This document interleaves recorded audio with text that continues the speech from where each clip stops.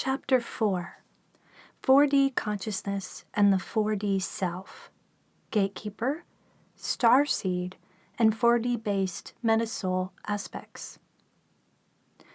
You are walking through a valley, crawling on your knees at times, completely lost and feeling like a ghost at times, totally submerged in pain and mourning at times, ash in the air, filling the air at times. This is the valley of the shadow of death place that awakening brings you to, invites you to, yet it is not a place on the outside. It is not a place you go to, yet rather a place that you become inside for a phase in order to move beyond it. You are being with the shadows that are inside during this phase. The shadows are echoes of fear, of wounding, of trauma. The shadows are energies from other lifetimes, wanting to become visible again so you can connect, heal, and integrate them into your soul expression as a human again. The shadows are what is inside of you that has been suppressed and disowned, cast away and rejected. You are being the death that is happening inside. The death is of the now false you, the version of you that you agreed to be until you no longer needed or wanted to be anymore. Until you started to remember that you are not that, but really so much more. The death is of the old world that used to be nourishing and no longer is.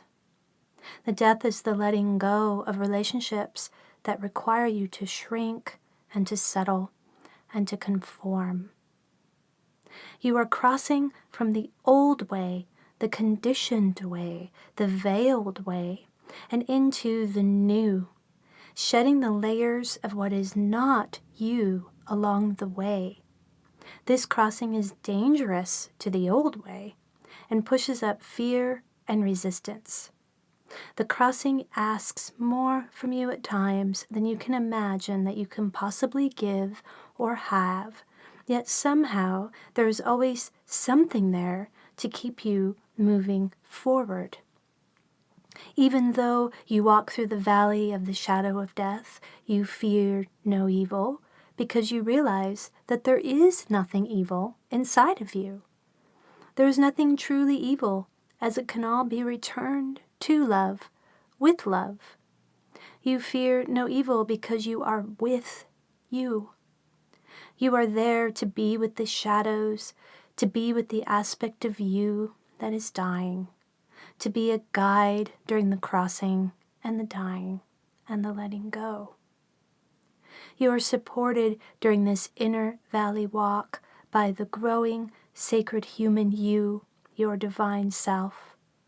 This you is infused with and held by divine love, by love from your guides and aspects that become you more and more. This you can hold, respond, and love all that comes up inside of you as sacred, meaningful, and important. This you sees all phases, especially the death and rebirth ones, as sacred, meaningful, and important. You are walking through your valley of your shadow dying during the death of your false self, responding to change with trust, responding to death with possibilities, responding to growth with desire, responding to fear with love. You are comforted by the shepherding of your own parts. You prepare a table before them in the presence of your once enemies, now being invited to this fullness and banquet. Surely goodness and mercy shall follow you all the days of your life. On the other side of this valley is the land of self-love milk and self-worth honey. The riches of self-love and self-worth that flow like rivers from your expanding mind, your embodying soul, your opening wide heart.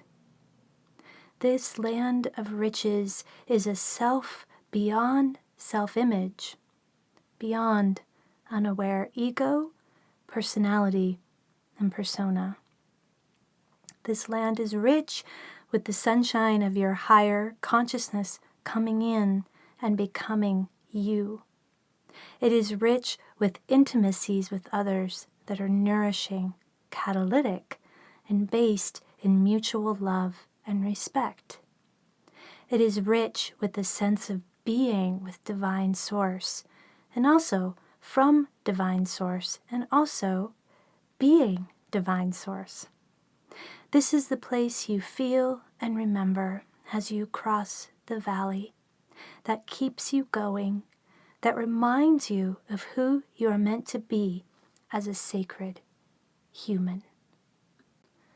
Fourth dimensional consciousness and the 4D self. Gaia's consciousness is moving into the fourth dimension, and our collective consciousness is being invited to move into it with her. Fourth dimensional 4D consciousness acknowledges realities outside and beyond what can be explained or experienced by the 5 senses. It is the realm of the metaphysical, spiritual, energetic, and of the soul. It can also include the astral plane and out-of-body experiences. Looking out through your eyes as you move into fourth dimensional consciousness, you are seeing so many things filtered by a vision that may be increasingly expanding. You are increasingly questioning what you've been traditionally taught.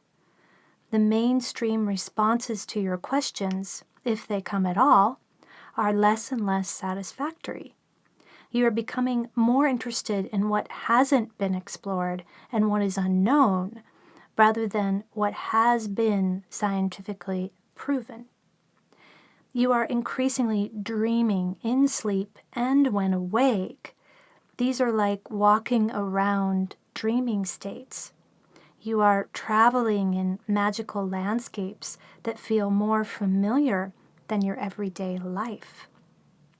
You are hearing voices from invisible sources that offer wisdoms long forgotten, yet more digestible somehow than what is held as truth in 3D life. You are noticing physical responses in your body with no obvious physical causes. You start to read and take in non-traditional alternative sources that previously wouldn't have interested you. You start listening to teachers and healers that you wouldn't have noticed before. You begin to sense energy and how it shifts and changes depending on your mood, your environment, who you are around, and what you are feeling. You may feel like 2 versions of yourself in your life. Your 3D self, the version of you that is still tied to 3D reality, with friends and family who resonate on a certain level with you, and it may even want you to just remain the same. And your 4D self, the version of you that is your soul awakening and your higher self and your divine self coming in. Maybe you are more one version over the other, or you may fluctuate between the 2 of them, depending on the situation and how anchored to 3D that area of your life currently is. Your 4D self is the transitional self, with highs and lows mirroring the 4D consciousness experience. The 4D self is your awakening self, who you become as your soul consciousness comes into your reality again. To your 4D self, it can feel at times like it is saying no and letting go of everything at the same time, and you can't imagine what will remain.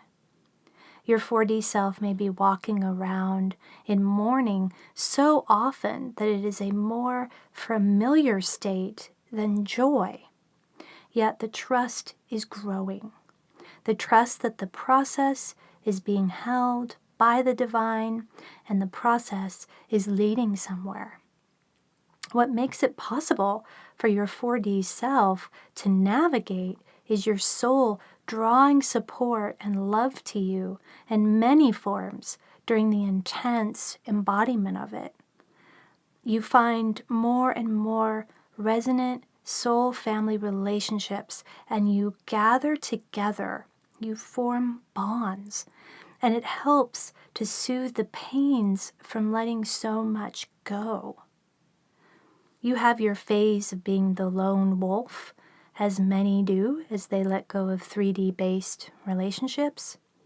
The lone wolf phase can be a sacred one that comes as a result of setting healthy boundaries and advocating for more nourishing, resonant frequencies in your relationships. Yet eventually you feel an ache inside for your soul family community and very often a sacred union mate as well. You want light, you want to end your suffering, and you consciously begin to feel how and what you need in your life in order for that to happen. This is your awakening. This is your soul activating all the beyonds that are just waiting in dormant slumber until revived. This is your previously sleepy DNA starting to wake up again. This is you starting to remember who and what you really are as the essence of love, not what your 3D self has been conditioned to believe that you are by 3D cultural conditioning. Your 3D self identities of name, race, gender, age, culture, family role seem less important than discovering the substance of your soul as it arises in more expression in your life. It is just in time, this soul awakening, as your 3D self may have been struggling to keep up with a facade much longer. It may have been struggling to pretend that 3D life was enough for you. The jobs, careers, businesses based on 3D money systems and conditions are straining to be maintained. Relationships mostly anchored into 3D codependent agreements, those unions that are more scared than sacred, are just running out of ground and interest for you. The previous comforts that came from the safety of conforming to 3D really start to feel more like binds and restraints. The familiar filtering of the 5 senses starts to feel so limiting. You start to want more, to let in more, to feel more. You start to want more sense of love in your life. Your soul awakening draws you to seek out states beyond what 3D consciousness is capable of letting in. The ways and forms of reaching these states varies, yet there is a new drive there to float, soar, expand, open out, and be altered. Sometimes there are drugs chosen to be the bridge. Sometimes gifts from Mother Earth, Gaia, and nature offer this consciousness alteration. Sometimes there are spiritual methods and teachers that transmit these states. There is a honeymoon phase to the 4D soul awakening experience where the spiritual meets the physical meets the mind, and they all fall in love with each other in a new way. What could previously be numbed out and diverted is now calling for your attention. Bypassing any of it doesn't seem like a viable option, as no amount of bliss, joy, positive affirmations, satsang seem to last or satisfy. Always you come back then to the places that feel stuck. You become more aware of traumas in a more conscious way, actually feeling the harm that was done and may continue to be. The trauma calls for your attention and your care, so you may seek out therapies, healing modalities, and spiritual practices to heal the pain that you are now noticing more. This is the awakening of your emotional body. This is your realization of pain and suffering that can no longer be covered over or seen as acceptable to your soul. Where pain was underground, buried in everyday 3D life, like a bubbling river of hurting lava, it is now flowing into your consciousness. You no longer want to be separated from your pain and trauma, yet actually want a transactional relationship with them in order to understand, to transform, and to heal. There seems to be quite a clear delineation between lower 4D and higher 4D consciousness states. The lower 4D is more of the experience of messiness with tastes of the bliss of upper 4D and higher. Lower 4D consciousness is an experience of alchemical purgatory. It is the sorting out consciousness of this from that. It is the reconciling what your 3D self and parts of you have been conditioned to, programmed in, and attached to, with what your soul consciousness and authentic self are actually about. Lower 4D consciousness is when you experience dark nights and Kundalini awakenings, both. It is the soul's blood coming back to sleeping limbs, waking up slowly or quickly, depending on what your soul chooses. Lower 4D can feel so dark and confusing at times, like walking in shadows and kneeling in glass type experiences. It can feel like the stomach flu, purging up and out that which does not belong to your soul. It can feel like epic, unexplainable journeys into vast terrains, all happening inside of you as you turn your focus inward.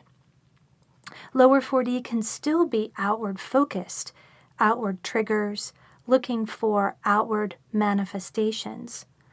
There are edges being worked on the outside while the inside is becoming more conscious to you. The inside is calling out for more of your attention, love, and care. Closing down from the outside happens more and more often as you need to reboot and recharge. Often really big life changes and transitions happen in 4D as you let go of 3D energies.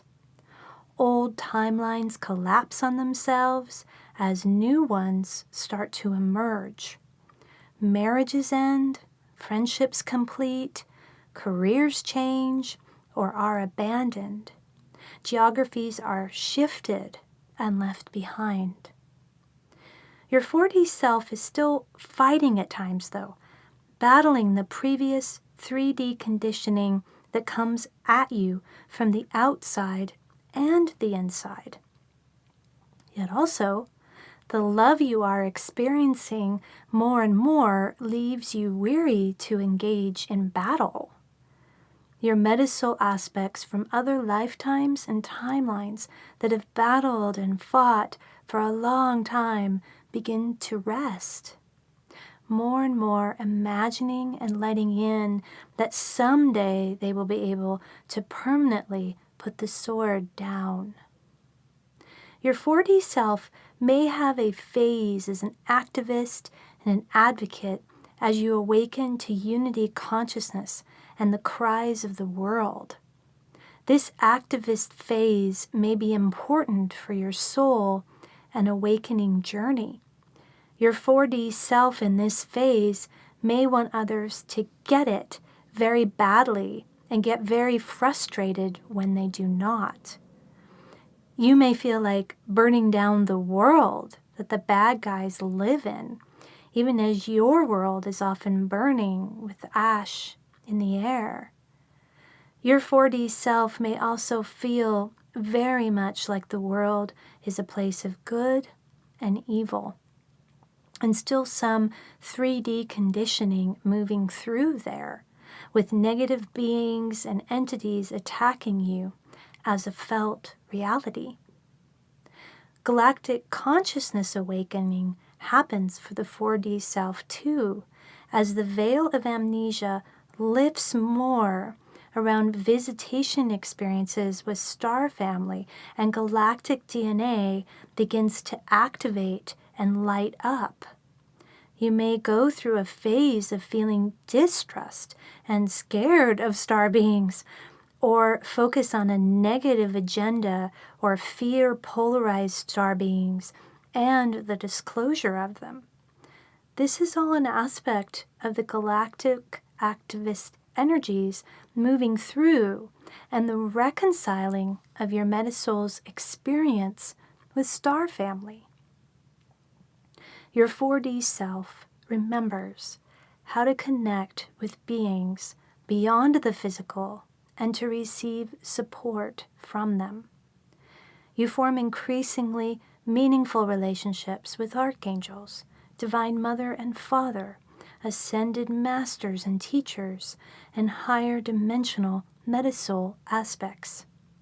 You feel a supportive team around you more and more, including connection with your star family, Metasoul aspects, and from your soul monad group.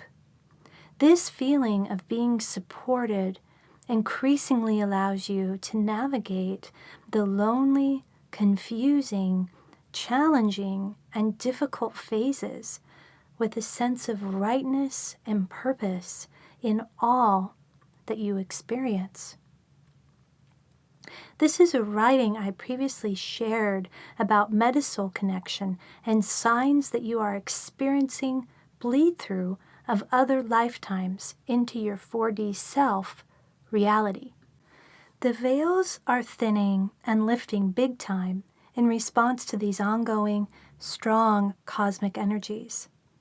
These are the veils of amnesia that we chose, each of us, to place over our access to remembering and connecting to all of the timeline expressions of our higher self. These veils were always meant to be temporary until our individual choice in this timeline to dissolve them. There is not a punishment in this being veiled, yet rather a complete dedication from our soul to really experience and immerse in the 3D experience. The picture that I have been offered is that from your Metasoul source, there are many fractals or fragments projecting out into many different timelines, eras, and dimensions. We each have our own individual Metasoul source. So this is a reality underneath the soul family monad oversoul groups, and do not share them with another soul. These fractal projections off of the same Metasoul is what I've been calling a Metasoul aspect or Metasoul brother and sister. These are what have been commonly called past lives. However, there is not anything past about these aspects, as time is not actually linear in the way it has been presented to us in 3D reality. All of your Metasoul aspects are alive and active in the now, which means that they are currently experiencing all the intensities of whatever timeline they are in. With the veils thinning so much on your consciousness, these Metasoul timelines are no longer patiently waiting for you to go see a past life regressionist therapist or to just engage with them once in a while for remembering. The scenes and themes and often intense emotions from these timelines are coming through in the now and basically demanding to be seen and felt and connected with. These timelines are overlaying onto your current reality and can amplify whatever is going on there. And this can be intense. These timeline bleed-throughs can activate undigested emotional wounds and traumas in your 3D self. These 3D wounded experiences are actually Metasoul recapitulations and patterns that were chosen to be triggered so that they could be felt and healed. What I've been noticing in sessions with women is that with all of the chakra vortex activations through solar energies, they are more able to see, hear, and feel these other timelines. They are experiencing this as sometimes disturbing, intense, and very uncomfortable body pain, emotional pain, and relationship pain or difficulties. They aren't recognizing or connecting these pains to a Metasoul timeline. So they often suffer in these states without understanding what is going on. In session space, we are able to bridge to these timelines together and connect with the Metasoul sister or brother who needs them, starting with a connection to their gatekeeper.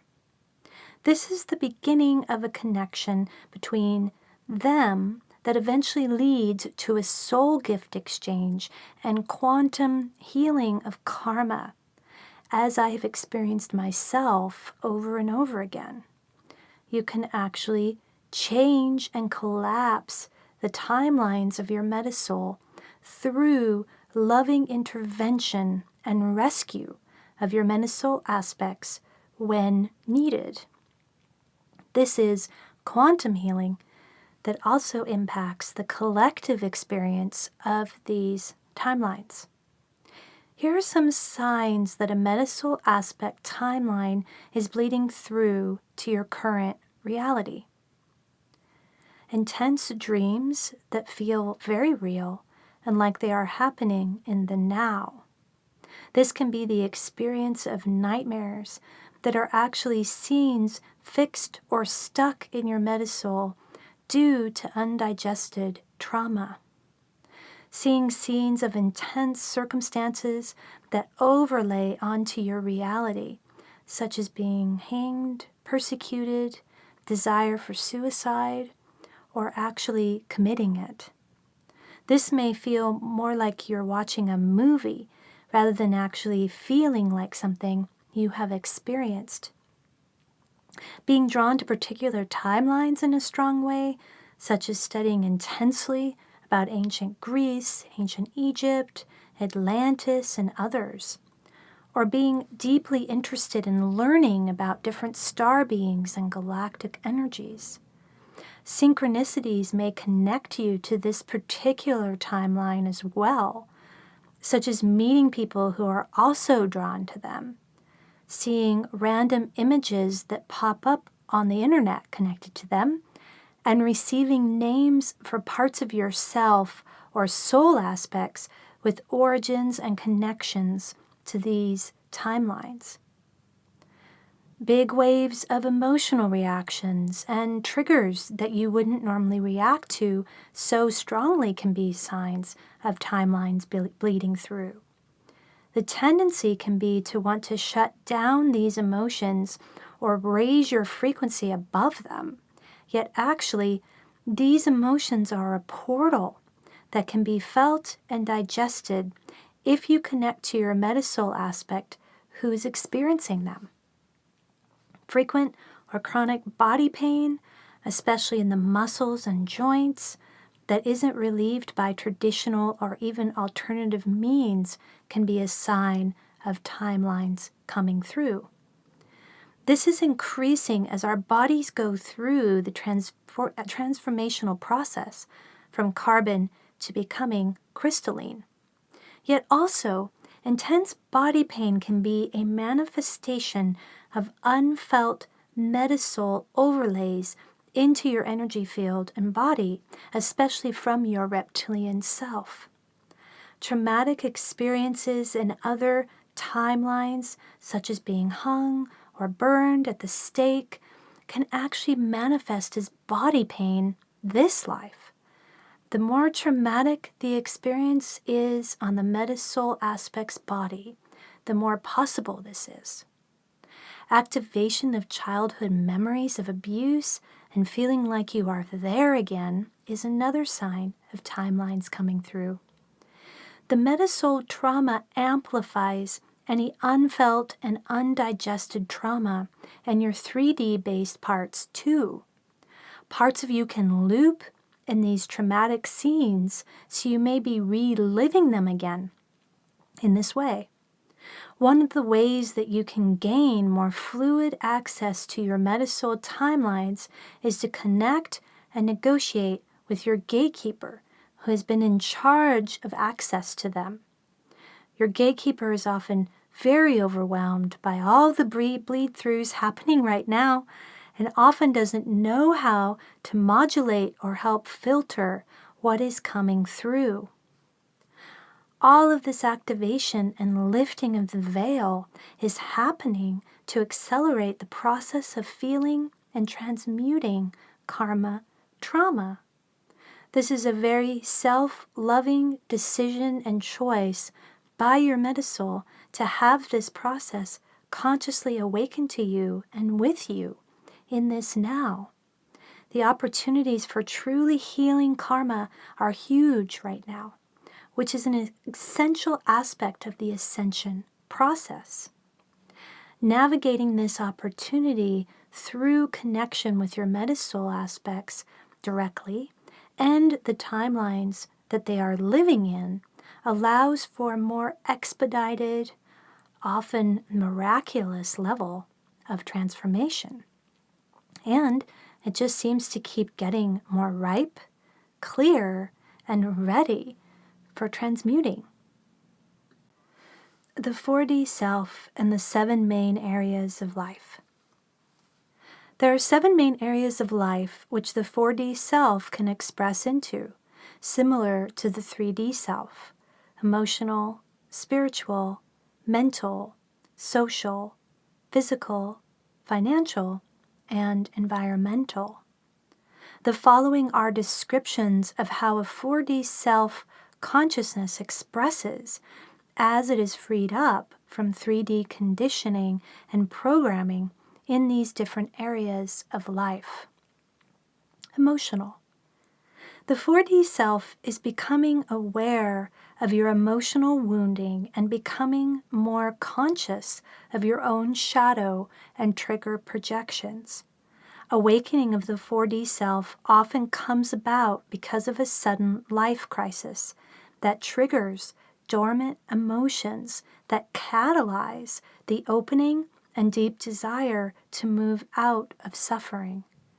The life crisis could be a near-death experience, health crisis, relationship crisis, sudden career change or retirement, a psychedelic experience, a dark night of the soul, or other spiritual awakening experiences. Or your awakening may be more of a gradual and cumulative process over many years, with many more subtle yet deep awakenings.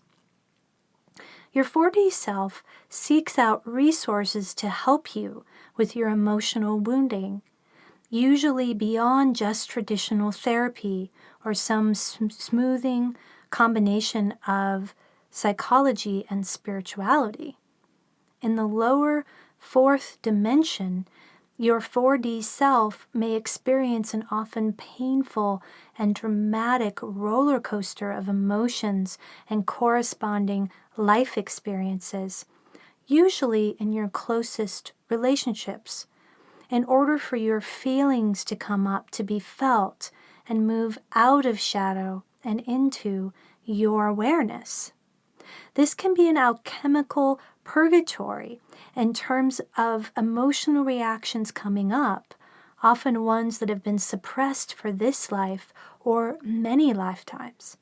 You are entering ground here that you simply never have before. In the higher fourth dimension, your 4D self is forming a relationship with your emotions as you are giving them room in your life. You embrace and respond to your feelings with love and curiosity rather than suppression. You hold space for yourself and parts of you, and have others around you that encourage your authentic expression of emotions in this new way of life you are embracing. You are more motivated by love than by suffering. Ongoing, unaddressed suffering is simply no longer okay. You've lost interest in suppression and are consciously noticing and letting go of things that numb your feelings. Your 4D self still has distinct parts and subpersonalities, and these parts of you also extend beyond this life wounding to be seen and felt as part of soul wounding, archetypal themes, karmic healing, and tapping into wounds held in the collective unconscious and in your Metasoul. The parts of your 4D self are integrating one by one as they are felt and offered opportunities from you for healing. The 5D self is developing more and more to hold the overall ongoing process. There is less fusion to parts, less becoming the emotions, even as there are phases of intense emotional reactions and upheavals, especially in the lower fourth dimensional experience. Spiritual. Your 4D self is in a transition from what your conditioning has been, moving into embracing and discovering what truly and deeply resonates with you as a soul. Soul awakening is happening, including memories and recall of other lifetimes and a deepening sense of soul purpose. In the lower 4D, there's often some sort of dark night of the soul experience or deep spiritual awakening experience. There can be a fixation or break off with certain groups and or spiritual teachers and gurus as an aspect of this that brings about big awakenings and realizations. In the lower 4D, outer authority is looked to for guidance and validation, replacing still the authority of your birth family and your culture with sometimes mixed results and experiences. Polarities of good and evil still exist here and are experienced in different ways to heal soul themes and legacies. Archetypes such as hero, priest and priestess, warrior, shaman are starting to infuse your being and heal into more positive expressions from the shadow expressions. In the upper 4D, you have increasing clarity about soul purpose and are drawn to serve others in some way with your soul gifts. There is usually a claim of this picture and some educational choices that come along with it, even as the shift of earning money and livelihood from soul gifts maybe hasn't yet come into manifestation. There will be more self-authorization and less need for certifications and degrees to prove your ability or credibility to serve love. There is usually a deep, rich experience and relationship between your divine self with ethereal guides such as angels, ascended masters, the divine in both feminine and masculine forms, and or star beings. the connections are becoming more and more personal and less generated by an outer authority. Mental. Your 4D self is shifting from mostly left brain thinking to right brain thinking. More opening of the right brain leads to more intuition and creativity, more capacity to grasp the bigger picture and deeper context, more open-mindedness and less rigid thinking, more trust that something is true if it feels true, rather than needing everything to be proven through facts, more trust in personal experience over data. As your soul consciousness awakens, your mental capacities shift from just the mind to something much deeper and start integrating with the awakening, heart-based consciousness within you. Thinking mixed with feeling is developing and balancing more naturally. Thinking is clearer, and with meditation and other processes, there are fewer cluttered thoughts, scattered thinking patterns, and busy mind habits. You may be able to focus for longer periods of time on activities, especially ones that are directly connected to your soul purpose and soul gift expression. You are consciously tracking your thoughts and reframing negativity by being with and feeling the parts of you that hold onto these filters. The upper 4D self is having tastes of non-dual awakenings and loosening of the mental filters of life and of your super consciousness. Social. When you are being led by your 4D self, you are consciously asking questions about yourself, your soul purpose, what you really want in and from relationships. You are looking around with an opening heart and a curious soul, wondering if the people currently in your life can come along. You start testing the grounds of these relationships to see if they sustain or if they run out of room to move and grow together. You may find that others, even beloveds, are not awakening in the same way that you are. You begin to realize that their journey is different from yours.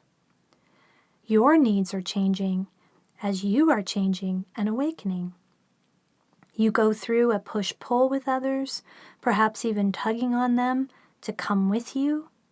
Perhaps they tug on you to remain the same. Yet at some point, you realize that you cannot change them, only invite them to come along.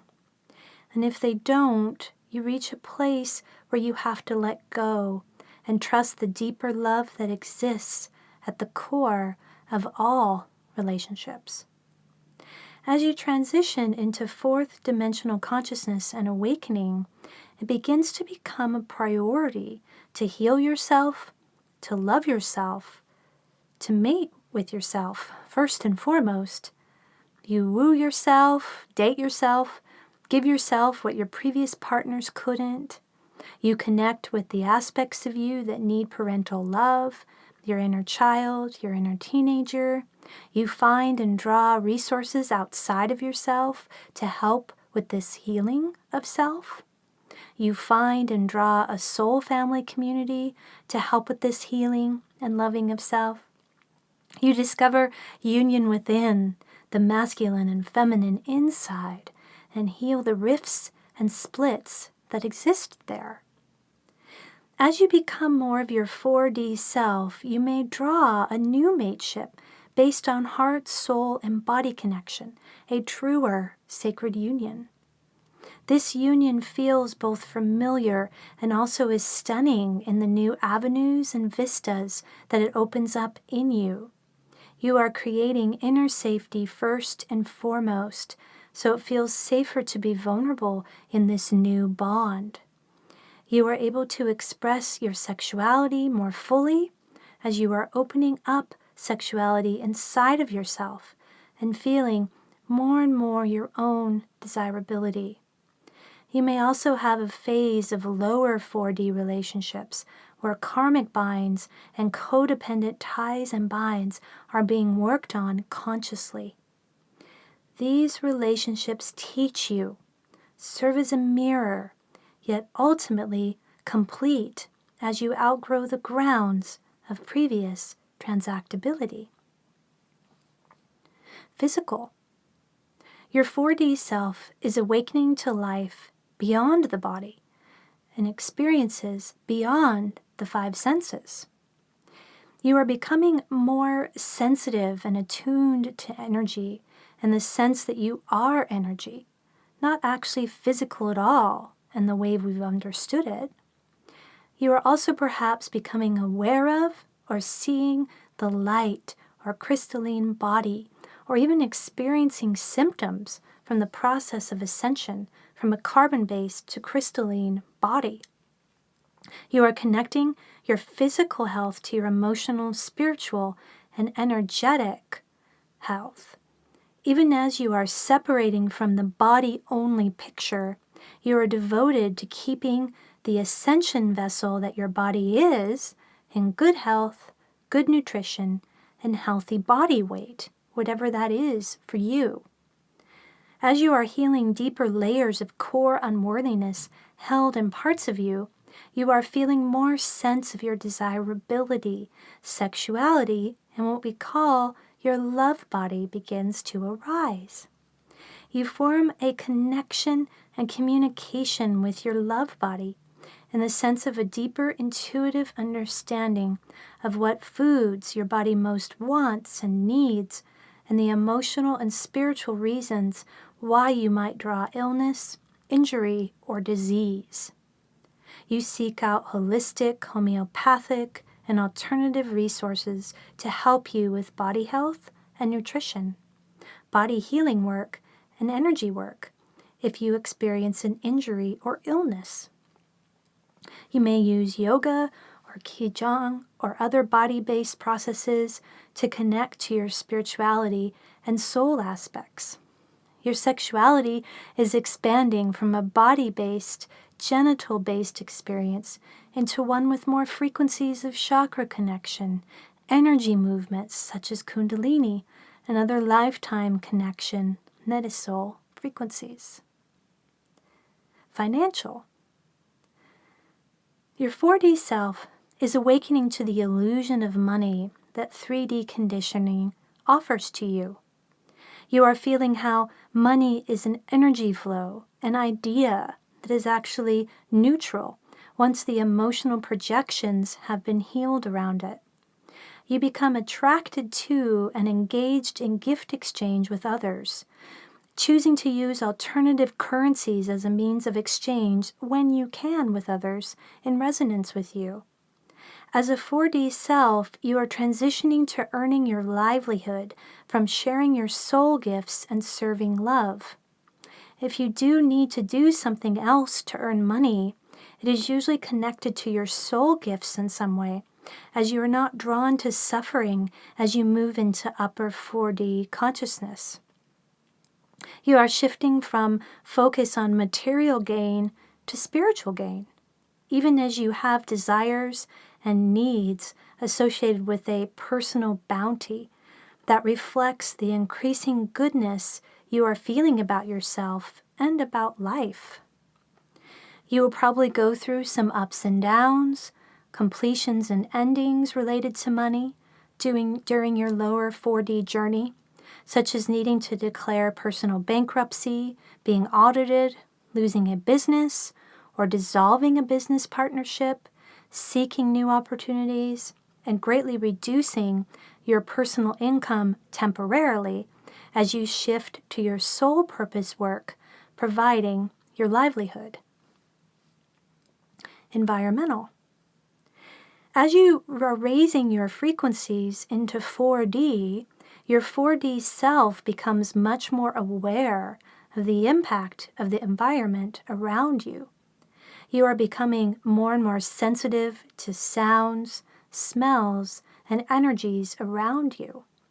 You are sensitive to the energy of places and geographies and are transitioning to choices that are more in alignment with the vibrational frequency that you feel within you. You are drawn to be around nature or near the ocean or mountains, places that support you to connect with your soul. You are aware of your impact on the earth and are becoming aware of environmental issues and causes. You may go through a phase of becoming very concerned about the collapse of the 3D world and of climate change and other environmental issues. And your 4D self can become self-righteous and angry too, needing to protest against the 3D conditioning you received. You have a deepening relationship with animals and feel them to be conscious beings who can be communicated with telepathically. And you may align your soul purpose with healing and communicating with animals. You may also decide, based on this communion with animals, to become a vegetarian or vegan, also to raise your vibrational frequency. You use crystals and stones to add to your healing and upgrade your frequency, becoming personally connected to their energy. 4D self and parts. Rather than a denser fragmentation of parts like you see in a 3D self, your 4D self is more about the unification and integration of parts and aspects of yourself and soul from this life and other timelines. As your 3D self parts transmute into higher frequencies, as their traumas are digested, they become integrated frequencies within your 4D self. As previously mentioned, your inner protector becomes more of a guide and is actually a denser, 3D anchored expression of your gatekeeper. Your inner child becomes your starseed child, connected to your star family. Your inner teenager becomes an energy of desire, passion, creativity, innocent sexuality, and an initiated apprentice of the divine, and your Metasoul into expression of your soul gifts. Your inner mother and inner father become your balanced inner feminine and inner masculine, healthy king and queen expressions of a sacred union within you. Your inner punisher becomes an increasingly humble and loving energy of discernment, intuition, and reasoning when needed by you.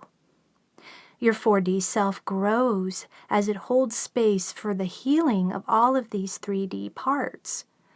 The 4D self is increasingly able to provide a loving and supportive energy of curiosity that comes from your divine self-essence to all parts of you.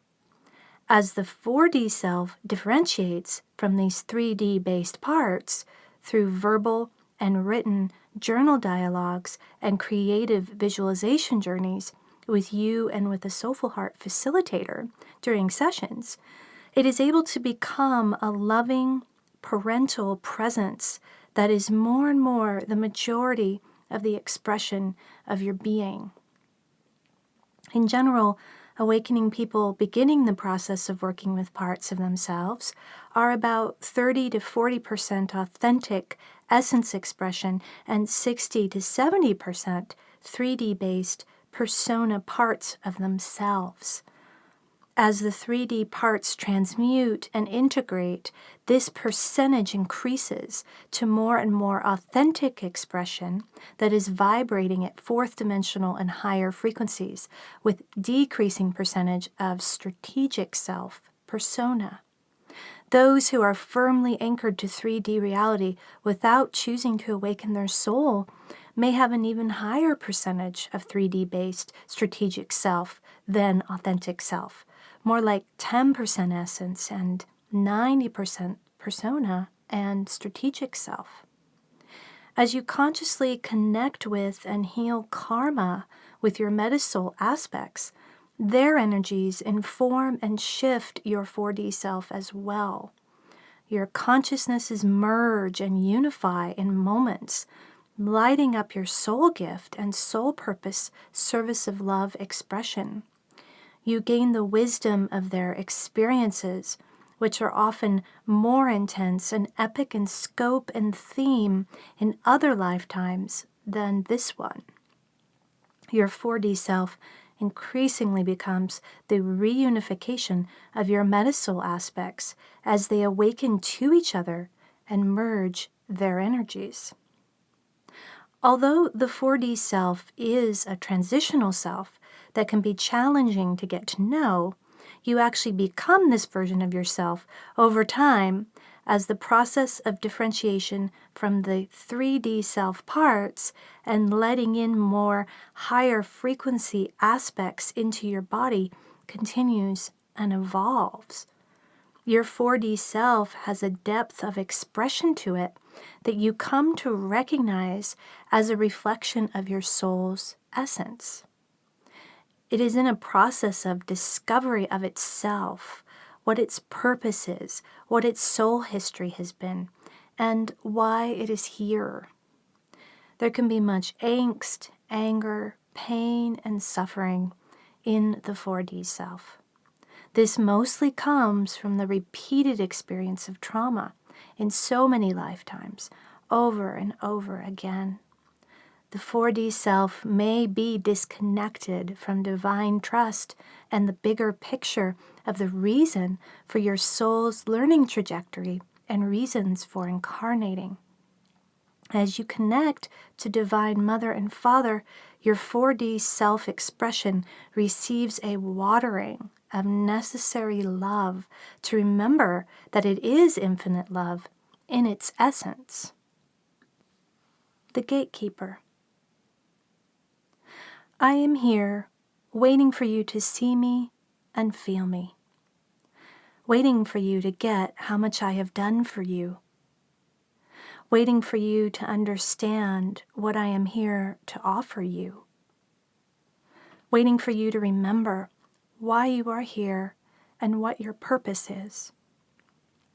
I am here, waiting for you to love me as I have loved you, waiting for you to pick up on the signals and signs that I am leaving for you, waiting for you to connect that often what you feel in your body is me causing you pain or illness to get your attention, waiting for you to heal your heart in order to let in love, waiting for you to lift the veil so that you can see all that I can see, waiting for you to claim your soul and put its fractured pieces back together. I am here, waiting for you to love me as I have loved you, your Gatekeeper. The Gatekeeper is a very important and pivotal aspect of your Metasoul. They are a multidimensional energy in your Metasoul that protects and guards over your soul gifts, your soul purpose, manifestation of your soul power, and your connection to the divine. The Gatekeeper also connects you with divine inspiration and acts as a divine muse. The Gatekeeper is a loyal protector and your most devoted guardian on mostly an existential or soul level. It is at a higher vibrational frequency and consciousness from the energy of your 3D inner protector, who is more concerned with your everyday, strategic, practical, and self-image-based life. When connected to in a meditative, creative visualization space, the Gatekeeper most often appears as a wizard with a gray beard, like the character Gandalf in the Lord of the Rings movies, or Merlin from the King Arthur timeline. They are typically masculine, especially initially, usually very wise, elusive, and even cunning. They can often be shapeshifters and appear in many different forms, even as dragons or unicorns or as angels, wearing the guise of archangels in particular. Metatron is a favorite of theirs, as he also has a white beard and long flowing white hair.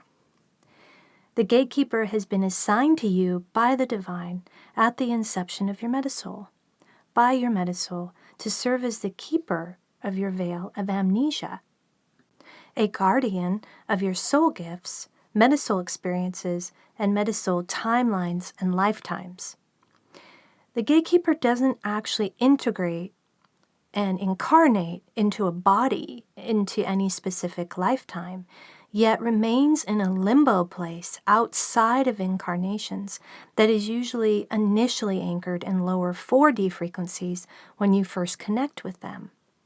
This limbo place I have come to call the Gatekeeper's realm, and it is usually represented at first as a very vast cavern with tunnels leading off of it to all of the Metasoul timelines.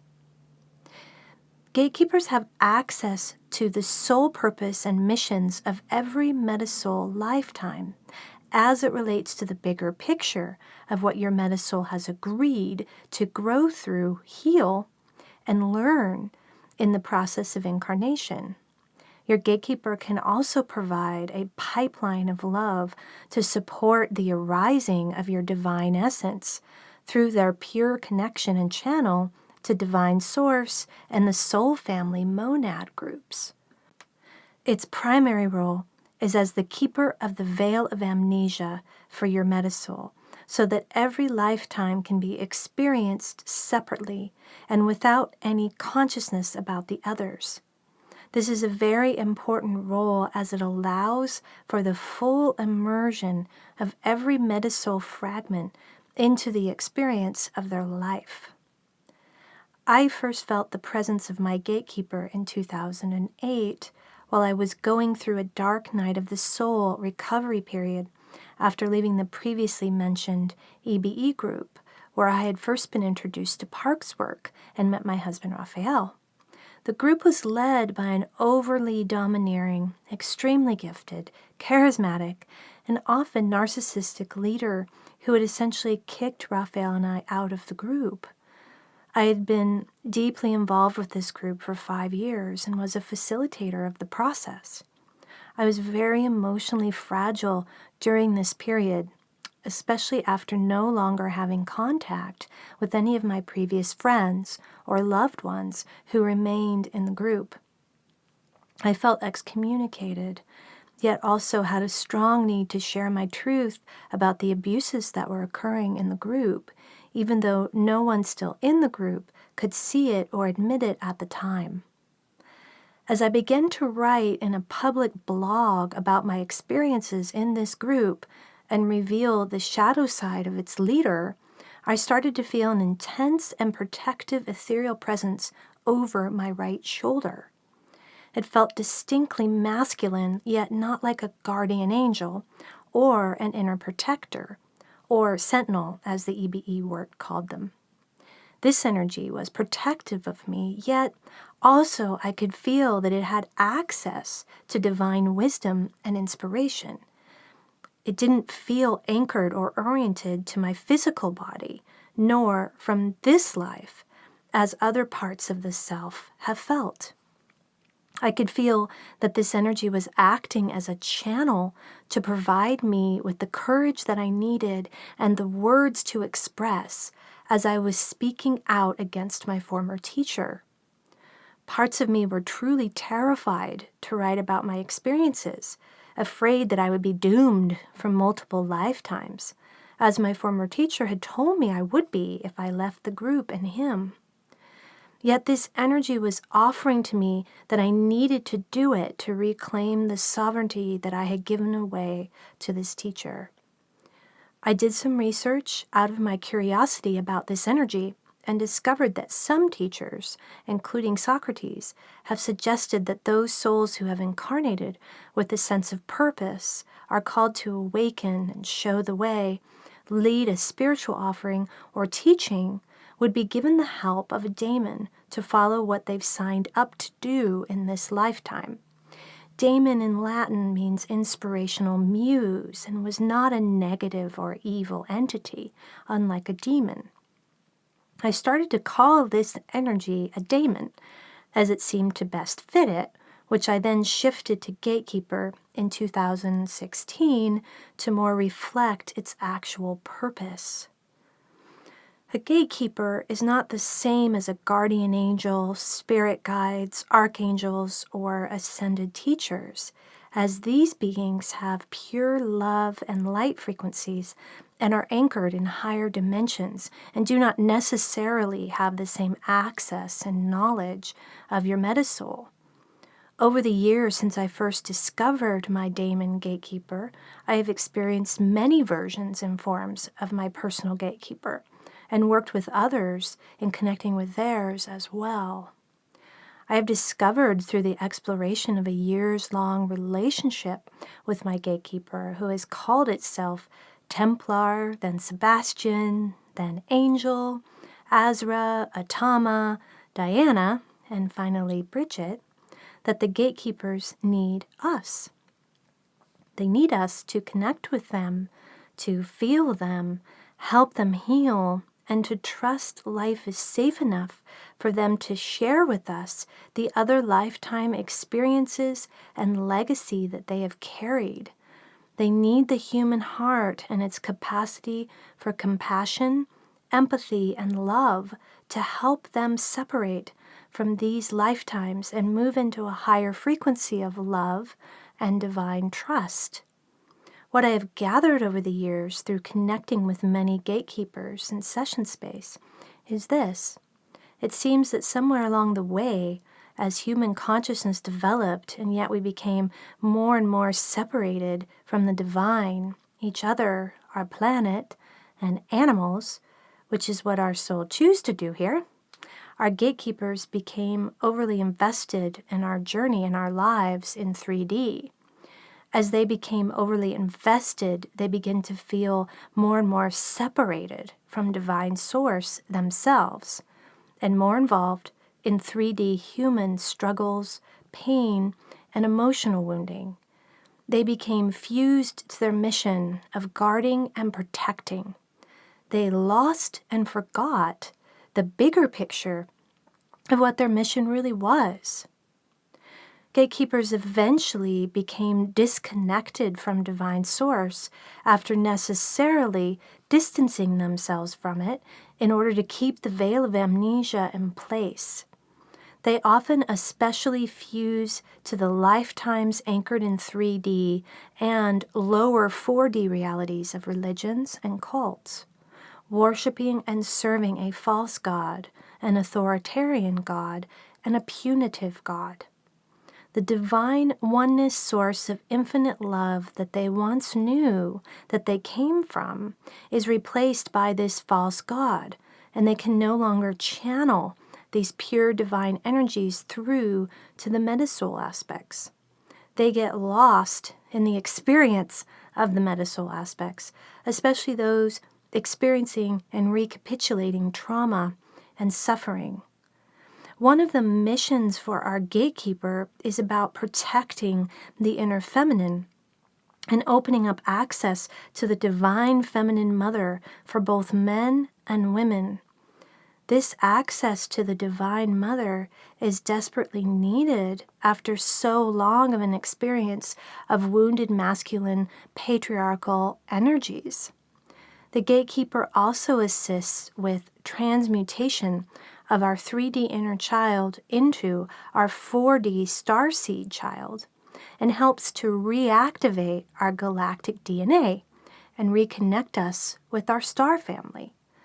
Like having an overprotective parent, we cannot access and express these frequencies in the ways that we most desire and need to when the gatekeeper's energy is blocking it. The gatekeeper itself started to carry a legacy of pain that moved forward and is experienced by them with every lifetime of our Metasoul. The karmic drama loops and patterns in our lifetimes bleed through to them and they can feel them. The gatekeepers have become fairly helpless to assist us in our this life human emotional pain and wounding. in addition to being unable to heal their own 4D pain, feelings of isolation and abandonment, and often violent and torturous experiences from our Metasoul lives and timelines. They are torn between their own needs getting met, for the first time even realizing that they have needs, and their mission from the mysterious divine, which they feel largely disconnected from, to meet the needs of the human they've been assigned to protect. Gatekeepers, at least the ones that we've met, seem to have become overly invested in the humans they've served. They feel estranged from the divine and other ethereal beings who have not chosen service in this form, and, as I previously mentioned, hold an undigested emotional legacy of pain and intense energies from experiencing both the shadow and light aspects of the human condition through so many timelines. Remaining unhealed, these intense energies can express in the form of what has been called demon possession, and also can draw shadow-based entities into your life, such as archonic reptilian energies that are in the lower 4D matrix, and into your soul field. I also believe this unhealed energy in the gatekeeper, and therefore in your metasoul, allows implants in the auric field to remain there, along with unhealed wounding in the 3D emotional body. This can manifest in extreme depression and despair, suicidal thoughts and feelings, plus isolation and acute loneliness. Gatekeepers need to feel us holding and healing our own human emotional pain, the 3D self parts and inner child aspects of ourselves that are hurting. They need to feel that there is an emotionally and spiritually mature, centered version of us there that can respond to them, be in practical daily life as a sacred practice, and connect with the divine in a grounded and intimate way without turning it into a belief system, paradigm, or fundamentalist religion. They need to feel the invitation to rest and surrender that the divine is offering to them, and they can only seem to accept this if they feel us getting what we need and if we are actively negotiating with them. They also need to unanchor and separate from the frequencies of the 3D inner protector so that they can vibrate at their native high frequencies again. The gatekeeper can particularly get stuck in the lower 4D matrix, which contains the pooling of archetypal energies from the collective unconscious. These archetypes are vast, heavy, and difficult to extract from once they get caught up in their expressions. The Metasoul chooses particular archetypes to express and experience, yet the gatekeeper eventually forgets about this bigger picture choice and why it was made. As you consciously connect with your gatekeeper through the Soulful Heart process, they are offered a new way of being with the Metasoul aspects and with the divine. The false God experience is replaced by remembrance of true divine connection and love. Your gatekeeper starts to bring you visceral and authentic experiences of your Metasoul and consciousness states obtained from other lives. They can unanchor from fear frequencies in the lower 4D matrix and help you identify which archetypal patterns your Metasoul is exploring. This awareness allows you to complete them and transcend them. The gatekeeper provides this access at a rate and pace that is negotiated with you, one that both your growing divine self and your gatekeeper can digest in an embodied way. Deep quantum and lasting karmic healing happens as a result of this opening from within with your gatekeeper. Your gatekeeper starts to cooperate with you in a negotiated way to awaken your soul frequencies, which includes multidimensional travel, deeper development of your soul gifts, and increasing clarity about your soul purpose, service of love expression. As you become more fluid and comfortable with this communication, a relationship based on mutual respect and negotiated needs develops between you and your gatekeeper, and they eventually become a beloved and important member of your team. The gatekeeper starts to modulate your access to your Metasoul timelines, figuring out how to open up doorways to the timelines that need your love ambassadorship at the right time and right pace, when the Metasoul aspects will be the most receptive. Through collaboration with your gatekeeper, you gain more and more fluid access to these other lifetimes of your soul without need for anyone else to read them out for you or perform past life regressions or soul retrievals for you. The gatekeeper has a range and spectrum of consciousness expression from 3D, and that is more the inner protector, to lower 4D, upper 4D, and 5D. It can shift into whatever guard is needed at the portal of these dimensional consciousness states. The upper consciousness frequencies of the gatekeeper can be experienced as you awaken and open up your Metasoul access beyond the 5 senses, especially through negotiation with your 3D inner protector and through the activation and cleaning of your upper 3 ascension chakras.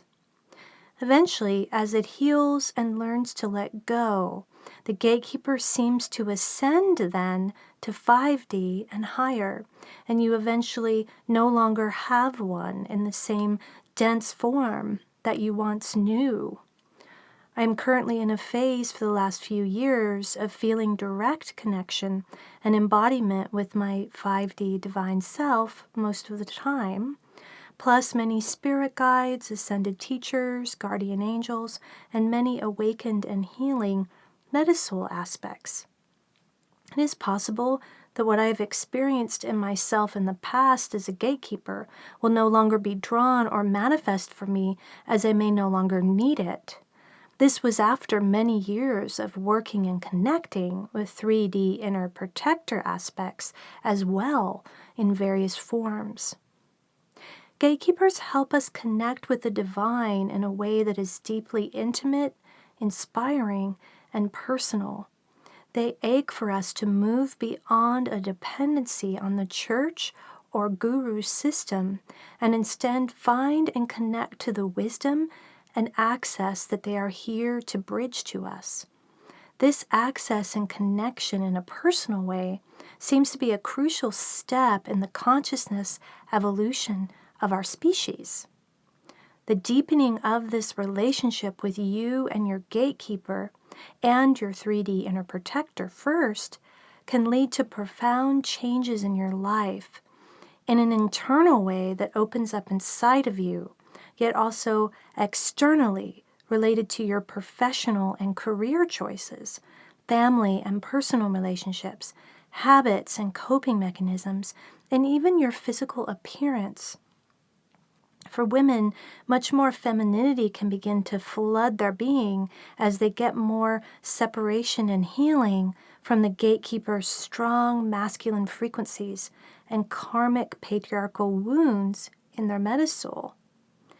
The depth and level of change is up to you and your gatekeeper, yet the amount of transformation seems to be limitless, and also paced at a rate that you can move through without overly suffering. This is an experience with a gatekeeper as described by Soulful Heart Facilitant and my daughter, Rihanna Shea. My gatekeeper's name is Pandora. I connected with her many months ago, thinking of her as a protector rather than something more multidimensional. Feeling her now, she's revealed herself to be the guardian of my soul, particularly the darker and more somber Metasoul timelines. In my last session, my facilitator and I visited her where she lives etherically.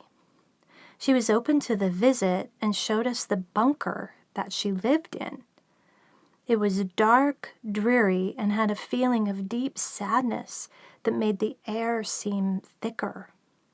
To me, it felt like a tombstone, full of death and sorrow and pain. She had a separate room for her Pandora's box, where it felt like she kept my Metasoul connections. I felt martyrdom in her, this feeling of protecting me from any shadow in my soul by holding and feeling it all herself, like jumping on a bomb to save me. But I didn't wish her to hold on to that at all. In fact, it kept me from feeling and healing those parts of my soul so they could transmute into love. But I understood how she couldn't trust me to be big enough to hold all of that quite yet. I still had some healing to do with my parts, and maybe I still have a bit more left. My facilitator asked if there was anywhere else we could take her, somewhere lighter, somewhere she enjoyed and we could breathe. So we left the bunker, and right outside was a hill with a giant and ancient tree sitting on top. I felt her familiarity with this tree as a place of sanctuary for when she was feeling more open.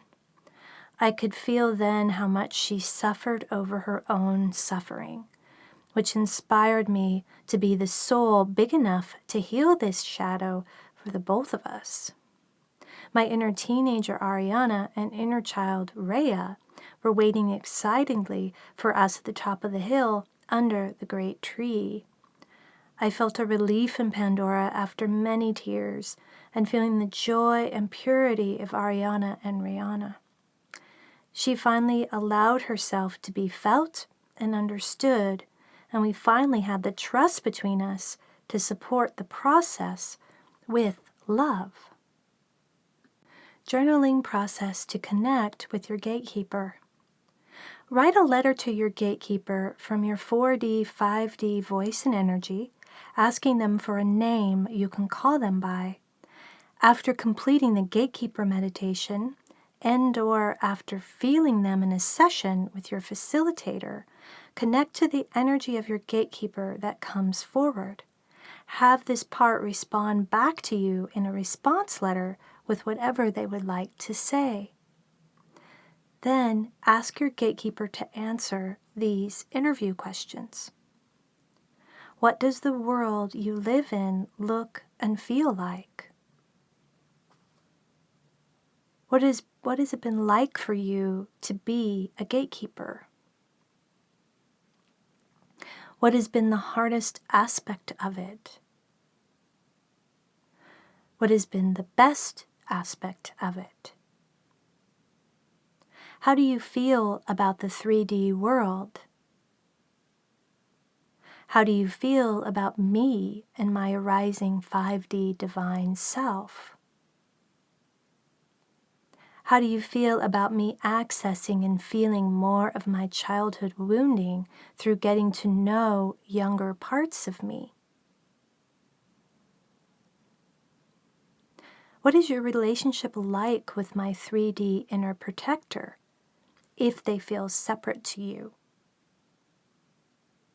What kind of relationship would you like to have with my 3D protector? What messages would you like to offer my 3D protector at this moment? What message would you like to offer my Punisher part in this moment? How do you feel about me accessing my Metasoul and visiting with Metasoul aspects in different time periods and timelines, especially those who need me? What are your concerns if I begin to remember and feel more of my karmic soul healing themes? What are your concerns if I start to remember my abduction visitations with star family and star beings? Have you felt at times like you've been abandoned by the divine? And what has that been like for you when you do? If you could choose any world to be in, what would it be? What do you need from me, my 5D self, to help and support you? The Starseed Child. The Starseed Child is the transformational energy that begins to arise as you heal your more 3D anchored inner child. It is the multidimensional joy, magic, and innocence that comes forward and through as you heal the trauma from this life with your 3D inner child. This inner child transforms to your starseed child through this conscious connection with you, revealing your starseed and galactic essence. This especially happens as the experience of abductions, which were primarily visits from your star family, come up and are healed. I discovered my starseed child essence when, after many years of healing work with my inner child, I felt a significant shift inside of her. This occurred during a period of time when I was starting to remember visitation experiences with my star family and other galactic beings that occurred in both the physical and astral for me between the ages of 8 and 17 years old. Before I started to really open the memories of these visits up for myself, I had only one clear memory of these visits. That memory was of flying in my physical body, not in a dream, over a cornfield near my grandma's house in Kansas that I used to visit during summers between the ages of 8 and 11. I also remembered becoming very emotional, almost hysterical, when I watched the movie E.T. with my family without clearly understanding why it had upset me so much. As I opened the memory out through dropping into it, I began to remember that I was taken to a spaceship after flying over the cornfields. My inner child, who I called Jilly at the time, began to transition into a higher dimensional frequency that then wanted to be called Aurora. I realized then that I was no longer working with the inner child energy that I had been familiar with, who had been primarily processing and digesting her experiences from this lifetime. Aurora became the part that I eventually called the Starseed Child, and who I also began to recognize in others through session work as well. Aurora was scared to remember the visits on the spaceship, but she was also very curious and excited to open up access to them. There were feelings of foreignness, deep comfort, and reunion in the process of connecting with Star Family. Through some ambassador work with her and an important Metasoul aspect and guide of mine named Bink, who is Arcturian, I was able to heal Aurora of her fear and trauma from the abductions. She was frightened of Bink at first and didn't even want to be touched by her, even as Arcturian energy is very healing and soothing. Eventually, though, Aurora came to remember how much she had always loved Bink during the visits, how they had flown around the ship together, and how they had visited the Ark on the ship that contained many endangered and extinct animals from Gaia. It had been too painful to remember how much Bink and other Star Family had meant to me as a child and as a teenager, so my protector and gatekeeper suppressed it until it was time to remember. Aurora then became an important key aspect of my capacity and ability to receive ascension activation codes from my star family, upgrade my DNA, and receive downloads from cosmic energies. Aurora also helped me download my ultimate purpose as a galactic love ambassador, which will become especially important in coming years during the upcoming phases of galactic disclosure. Aurora recently transitioned in 2019 to my more 5D crystal child essence expression named Claire and sometimes Celeste and sometimes Cece, who I will share more about in the next section. One of the primary sources of trauma for our inner child is abandonment and separation anxiety from being taken away from their birth parents and 3D life during these visits. Most of these visits are with star family that we agreed to before we incarnated here. These visits are actually meant as a support to us as we take on the difficult mission of living on a 3D timeline. Yet we can't remember that agreement once we land in a 3D body. Our memory is wiped, so we can't remember the experience of the visits in our mental memory, yet our emotional and energy bodies retain the trauma of it. Some of these visits are not with benevolent star family members, yet with other groups of star beings who are polarized to fear and going through their own ascension process. Some of these negative groups include Draco and other reptilians, although certainly not all, some Greys, some Zetas, and some Orions. These malevolent groups are anchored in lower 4D matrix frequencies of wanting dominance over humanity, seeing them as a potential slave race and feeding off of our fear energies. These groups used to frequently abduct and capture humans, yet their methods are different than the benevolent groups. As you start to remember your visitation experiences, you can start to sort out which of these groups you were involved with, how often, and what the bigger purpose was. The trauma for your inner child comes from being taken. That is what it feels like to them, against their will.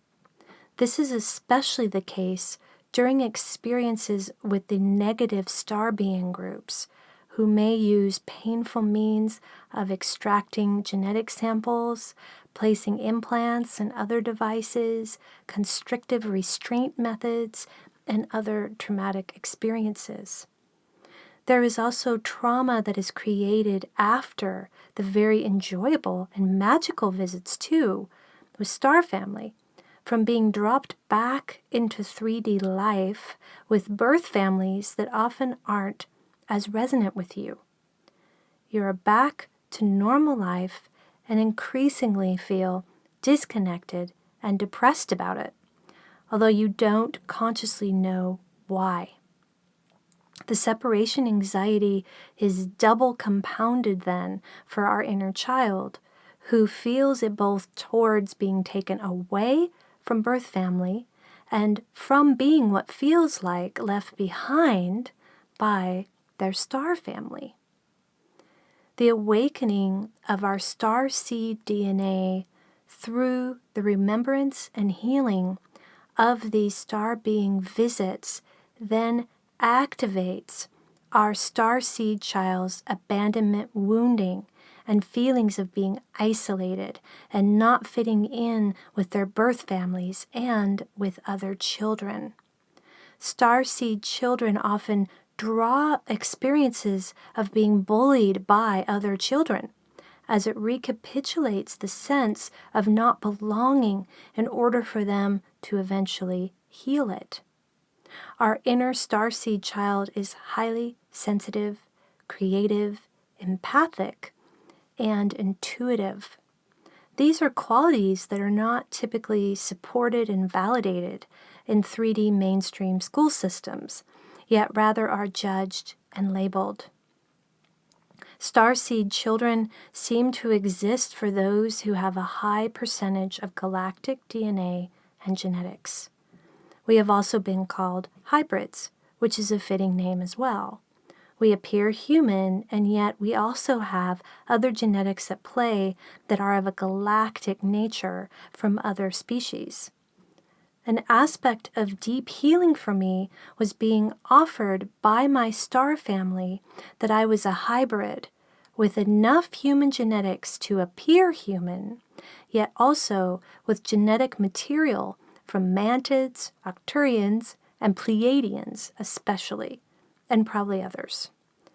It is these genes being more activated through my starseed child that has opened up so many soul gifts for me that I am then able to share with others and empower them to activate in themselves as well. As our starseed child heals and activates, they can arise into becoming the magical fuel for our Merkabas or multidimensional light body vehicles. They sit in the center of our Merkabas, steering them with their growing love, bravery, and curiosity.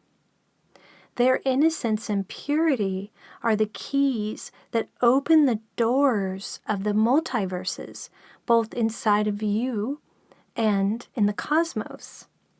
These aspects of us are so important to our ascension process, which goes much beyond seeing them as broken inner children inside of us that need therapy and fixing.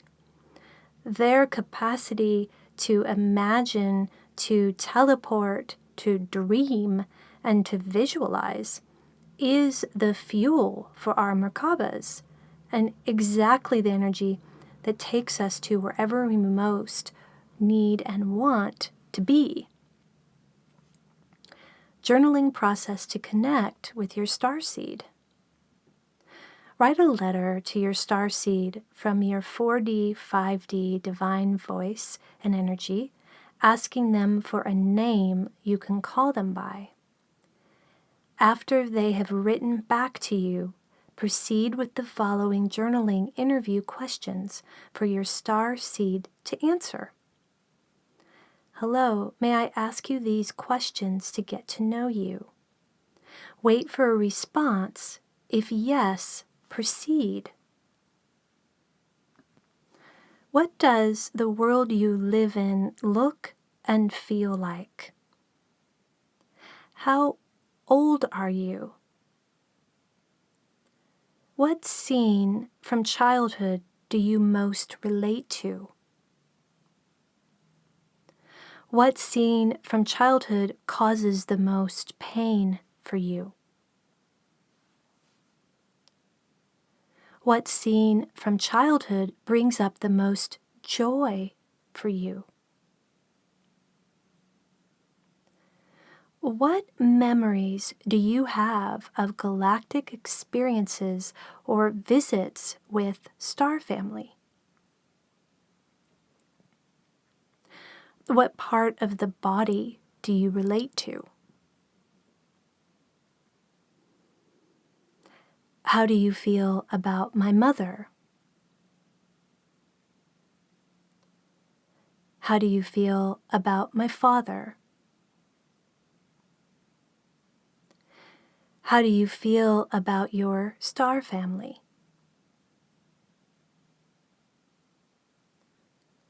How do you feel about the relationship between my parents?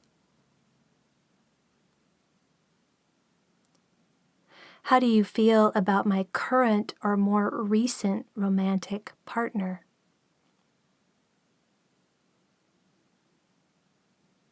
What is your fantasy world like? Who do you like the most in your life and why?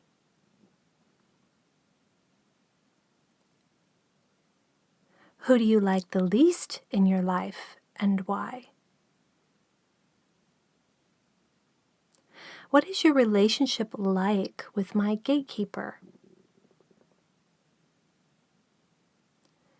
What is your relationship like with my inner child? What is your relationship like with my inner punisher?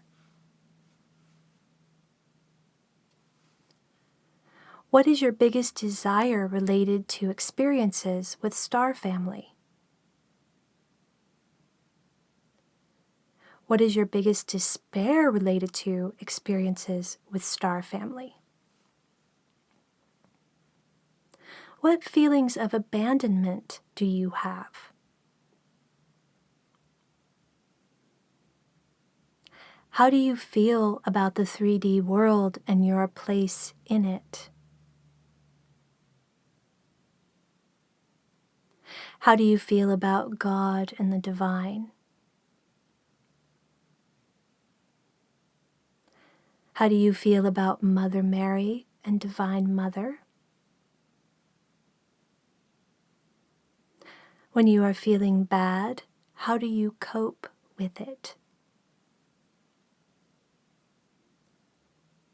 When you are feeling scared, what makes you feel safer? What do you do when you feel lonely? Is there a particular stuffed animal that I could get for you that would allow us to connect more? How do you feel about talking and journaling with me again? The reptilian self. An influential lower 4D timeline that is very fused into our reality is that of an ancient reptilian race, also called Archons and Dracos. As previously mentioned, these Archons have created a version of the 3D matrix after the fall of Atlantis that is a hologram projection of reality for us to live in. In this timeline, humans are trapped in this hologram without consciousness of being controlled and manipulated by the Archons, who have been joined by humans in elite power positions in reinforcing the 3D matrix agendas of fear, control, and manipulation, often called the Cabal or the Illuminati. The Archons and the Cabal have joined forces in this way to energetically feed off of the unconscious humans for tens of thousands of years. The purpose of the 3D matrix is to bring balance to a human race that the Archons feel would go out of control without it. They also need our emotional energy states, and especially the frequencies of our inner child, to enliven and provide sustenance to their beings. In this way, they have learned how to feed off of our emotionally charged reactive states. Yet this 3D matrix is ultimately limiting and limited. Now humans are awakening beyond it in increasing numbers.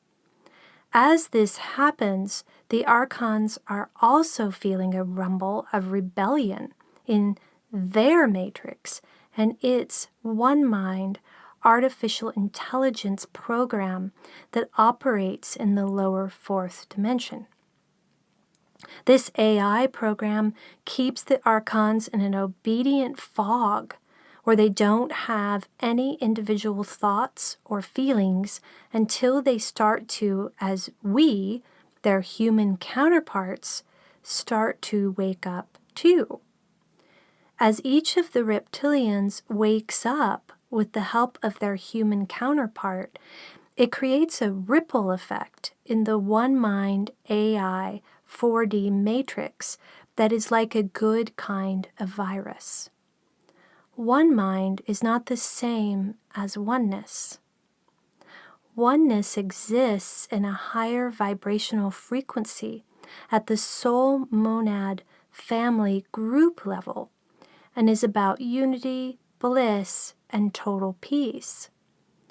One mind vibrates at a lower 4D frequency and seeks to attain total programming control and suppression of individuality of all beings who are hooked up to it. The ultimate goal and agenda of the archons and the cabal is to connect humanity to this one mind program in order to use them as the ultimate slave race. The one mind is connected via a plug out of the causal chakra in the back of your head and lower spine, similar to the Matrix movies. Our causal chakra is where galactic consciousness is awakened and activated, including access to light language, connection with your star family, and galactic DNA activation. The matrix plug can block or limit this galactic awakening and cause body pain in your head, neck, and shoulder regions. There is also often a cap on the top of your crown chakra going down over your third eye that limits your consciousness and blocks your pineal and pituitary glands from expanding beyond the matrix. I've been in the process the last several years of consciously waking up my reptilian and other Metasoul aspects from the AI programming, along with 3D parts of me who had been plugged into the 3D matrix. I've discovered that there seems to be a reptilian self that exists at a lower 4D frequency. Their timeline is overlaid onto ours. They are aware of us, yet we are not usually aware of them until we awaken to their reality. This reptilian self is also plugged into the one mind matrix, and through primarily self-punishing energies, keeps us in a lower frequency energy state through suffering loops of shame and unworthiness through our inner punisher. Our reptilian self is eventually freed by our awakening, and especially the quantum healing that occurs on the Metasoul level as we engage in it. There is often an acute prejudice, stigma, and anger against the archons, and that can get in the way of us connecting with our reptilian self. I've noticed it can be difficult for people to be open to this connection, as the judgment against them and fear of them can be so strong in the awakening and disclosure circles. Yet, if we can get beyond our judgment and move into curiosity, we can discover a beautiful aspect of our soul that is just waiting for us to liberate them so they can become free thinking again. I connected with my reptilian soul sisters recently, along with my other 5D and higher Metasoul sisters in a healing circle. It was so touching, as they are leading rebellion for their species, similar to what I feel called to offer for mine. I feel much love in my heart for the reptilians and their journey, and have felt compassion from them toward humanity as well. This is the deeper healing between our species that is so needed right now and frees us both up. Being outraged at the reptilians and seeing them as evil doesn't serve the purpose of ultimate forgiveness and anchoring into a 5D frequency for all of us. My reptilian sisters told me that there is a dissolving happening of their one mind matrix, and many more of their species are choosing to disconnect from humanity and Earth, to let us go and relocate to the planet that has been offered to them that fits their species better than Earth. This is an important movement for them and therefore for humanity as well. This process of the matrices of control dissolving on all levels is a significant aspect of our ongoing ascension process. This is a conversation I had with Renka, one of my reptilian aspects, about this process. Renka, thank you for your ambassador work for us with humans, helping them to see that while they have felt enslaved, so have we. While they want their liberation, so do we. Jelelle, you are so welcome, Renka. I love you so much. I want others to feel that about their reptilian selves too. Renka, it is hard for humans to feel that when they find out what we have done to them. They feel angry and they feel fearful. It is hard for them to see how much we want to be like you. Jelelle, how do you want to be like us? Renka, to be able to fall in love, to choose how you feel about things, to feel free, or at least think that you are. These are some things humans do that we do not want to be like. Yet, in your essence, we do. From the moment we are born, there is a program telling us how we will all feel and what we all must do. We have no sense of ourselves as important individuals or special in any way.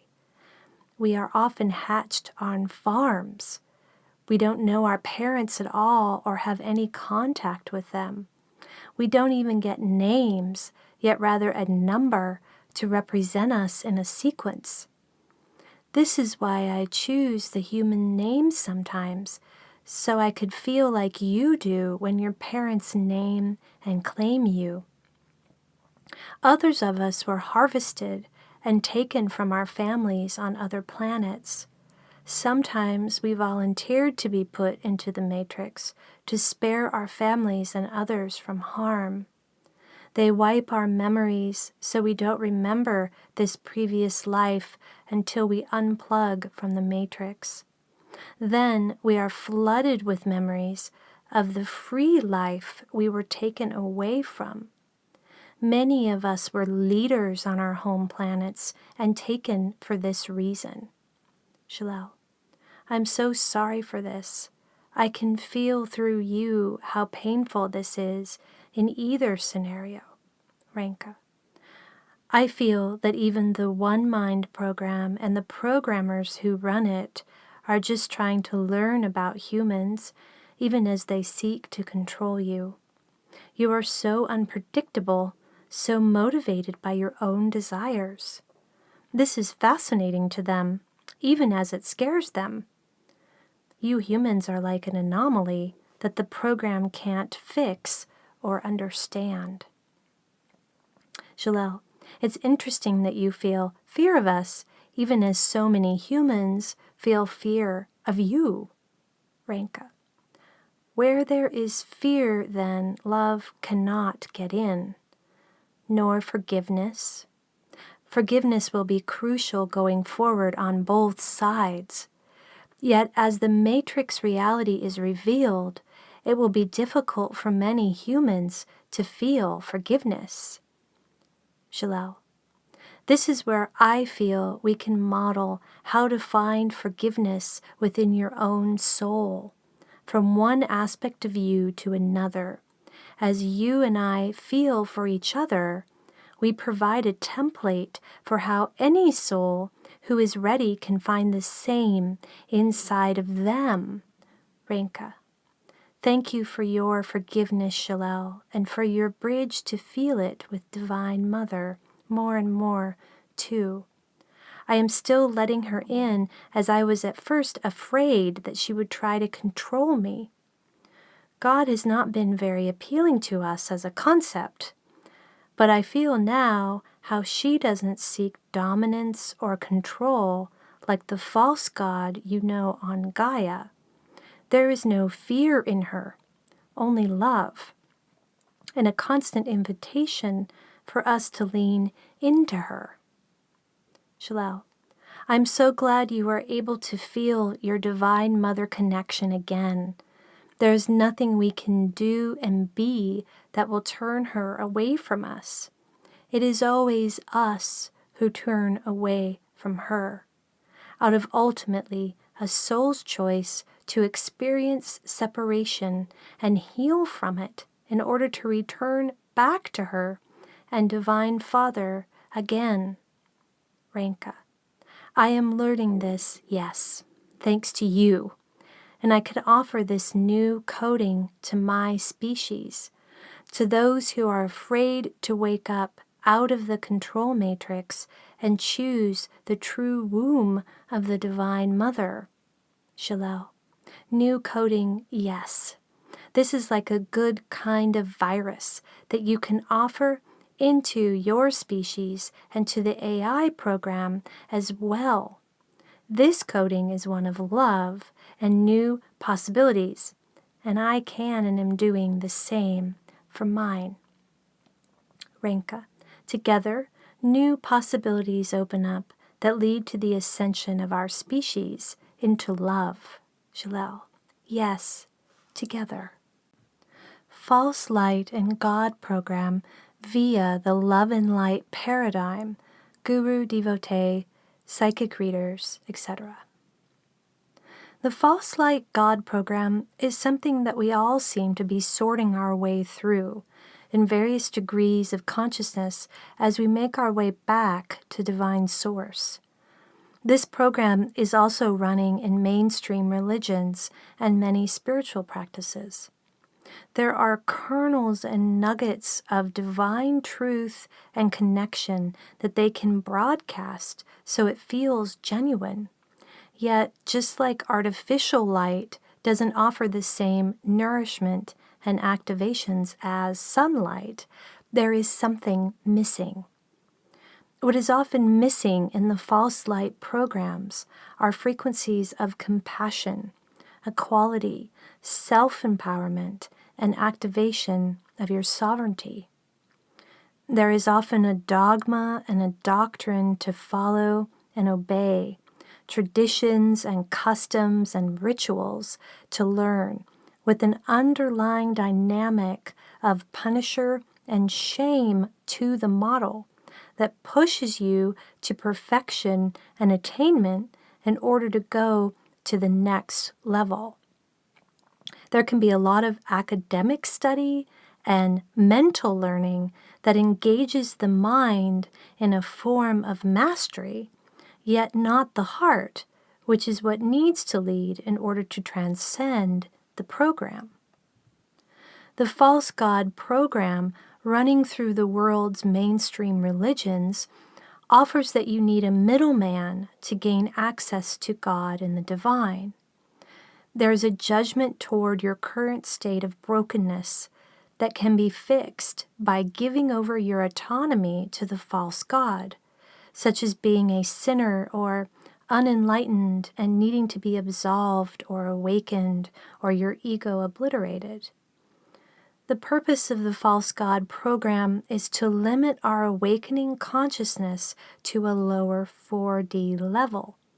If we truly believe that we have found God again through these energies, then we will stop seeking, asking questions, making discoveries, and ultimately remembering our essence as the divine again. If we feel content with the false God program, even as we may be in suffering loops of unworthiness and shame as we buy into it, we follow along with the status quo and falsely believe that we have found deep meaning in our lives. The false God program seems to sufficiently answer our intrinsic human need for reunion with the divine and for a soul purpose in our lives, even if it is a distorted and artificial version of the real thing. For many lifetimes, our consciousness may have not been able to go beyond the false God program. We may have had to fuse to it in order to learn from it. This is not a prison or a trap. as we are still choosing on a higher soul level in between incarnations if we want to go into the false god program again or awaken beyond it. Any perspective offering that we ultimately don't have a choice or are trapped against our will on a prison planet is actually coming from the false god program, because it keeps us in the victim-perpetrator polarity cycle. It keeps us feeling powerless and impotent, in loops of frustration and outrage against something else. In this lifetime, if you are hearing these words right now, you have already moved beyond the false god program and are searching for the divine within yourself as yourself. This is not an inflation of ego or lack of surrender to feel this, as the false god program would tell us, yet rather the self-empowerment that the divine wants us to have as its children. The divine doesn't want us to stay in loops of suffering, shame and blame, and false humility, looking to others for the answers.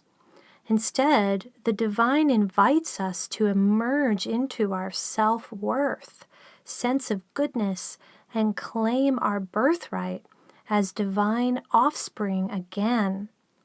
As we arise, so the divine gets to arise in reunion with us once again. The guru-devotee model, in many cases, as mentioned in the section on the 4D matrix, is usually also a false light God construct in which the devotee requires the guru to activate and transmit to them divine frequencies. The guru is claiming to be an avatar or walking around as an embodied God being. These gurus are worshipped and their shadows are usually ignored because they do not fit in with the idealized projection onto them. This is a co-created dynamic between follower and teacher that somehow serves both sides. There really are not any victims in this dynamic in another way, as both sides are learning from playing the roles that they have chosen. People draw experiences with non-vulnerable, controlling, manipulative, even sexually abusive leaders that are also caught in this cycle themselves. It is possible to experience upper 4D, 5D, and higher frequencies of unity consciousness at the leading edges of these communities, even as there are these disempowering loops and dynamics playing out. There are many spiritual teachers, healers, and gurus who are still anchored to the 4D matrix, playing out the dynamics of suppression and control with their followers and devotees. They have some attainments of spiritual awakening gifts from other timelines and lifetimes in their leading edge to share with others, including genuine access to divine frequencies of non-duality and oneness transmissions. They are often projecting an image of being perfect, totally enlightened, and living embodiments of the divine as a public persona. Yet, in their personal lives, they can be emotionally and even sexually abusive, caught in toxic patterns of hiding, shaming, blaming, money hoarding, material excess, and overall not taking accountability for their impact on others.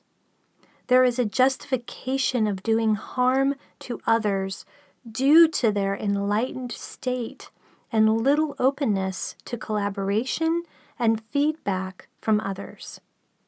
If you sense a shaming, blaming, manipulative, and controlling frequencies in a spiritual teacher, then there is still an anchoring to 4D and even 3D matrices happening for them. There are many traumas that occur in this dynamic that are coming more into disclosure, such as emotional, physical, and mind control abuses for which the teacher is ultimately accountable as the authority figure in the relationship. Most teachers do not seem to be ready to own their impact on their followers, truly show and feel remorse for any abuse or harm, take responsibility, and do the inner work necessary to heal their emotional body and soul-based traumas that create this shadow play out. Inability to take personal responsibility, feel remorse, and feel compassion toward their victims are signs of a teacher who is still plugged into the false god light program. A true teacher helps you remember how to access your inner connection to the divine that is your birthright. They do not claim to be a living embodiment of God or the only means for which you can experience the divine.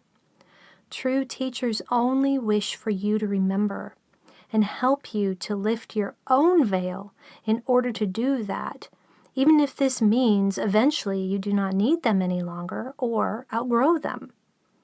Their wish is that you do outgrow them serving this role for you, that you will graduate from needing them, and even hold a desire that you move into true equality expression together eventually. Rather than foster a codependency with you in which you believe that you desperately need them, they feel that you already are perfect as you are, and you are just in the process of remembering this again. Their role as your teacher is held with impermanence, lightness, and sobriety, and with genuinely joyful celebration of your growth and movements. They are committed to your growth as it is mutually beneficial, yet unattached to the outcome and to you in a healthy way that allows you to find your own way. They will let you go if you sovereignly want to move on and not manipulate, curse you, or energize that you are lost or on a lesser path without them. They see you as them, all part of the one, and therefore they do not feel that they are better than you, even if they are at a deeper stage and phase of remembering than you currently are.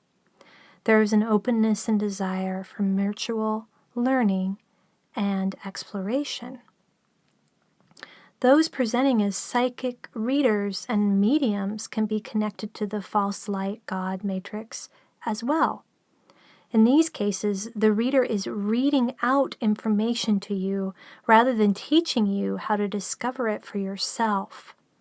This can create a codependency with them or with the system, such as astrology, tarot, human design, or the Enneagram, to provide the answers for everything in your life, rather than a self-discovery process in which you download the guidance for yourself from aspects of yourself and your own soul. This is also true for mediums who just read out for you and share messages from a past loved one, rather than assisting you to bridge to your natural access to those in spirit yourself. It is like the parable about the benefits of teaching someone to fish rather than just providing fish for them. I have found that the information obtained through these kinds of readings can be useful as a bridge, yet it is very often resisted to some degree by the inner protector or gatekeeper. The person receives the information, yet because it came from outside of them, there is an inherent and even understandable distrust in it at the inner protector level, and also not the same sense of validity because the person didn't discover it themselves. There can be quite a bit of lack of retaining the information, and a sort of amnesia sets in around these readings for the person receiving them. The person can also be overwhelmed by the information that is shared, and most of it doesn't land in their heart space, nor is it digestible to them in an embodied way. Really, any healer, teacher, guide, reader who is reading out things or doing energy healing or sound healing or activations without also bridging to you, teaching you how to do it yourself if you want to, and empowering you in the process, is most likely connected into the false light God program still. This is especially the case if they are charging large amounts of money to do these things for you.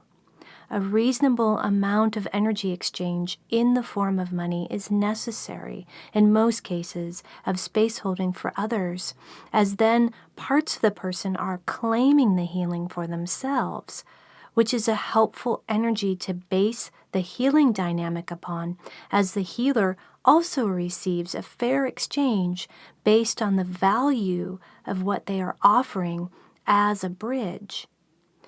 It's not that these readers and healers are consciously doing harm in most cases. They just haven't remembered yet that the only true way to help someone heal is to empower them to heal themselves, rather than trying to do it for them. We can only heal ourselves, not through someone else, although they can be a temporary support, template, and guide for us. When I am in session space with people, I rarely share my intuitive reads with them or answer specific questions about their future, even if they want me to. I instead bring them into a discovery space together through asking questions, and we go into the shared meditation space, connecting with parts of them in such a way that they are leading the exploration. We then ask parts of them the questions that they had and about the areas of their life where they experience pain and suffering. It's amazing the clarity, guidance, and revelations that come through them that they are shocked to discover. This allows them to open up their own access at their own rate and pace, and we can then trust that whatever comes through is ready for the processing and digesting. The false God light program can also be associated with the love and light paradigm that emphasizes staying positive all the time and excludes any negative thoughts, feelings, or emotions. There is a lullaby quality to these energies. They are putting you to sleep rather than waking you up.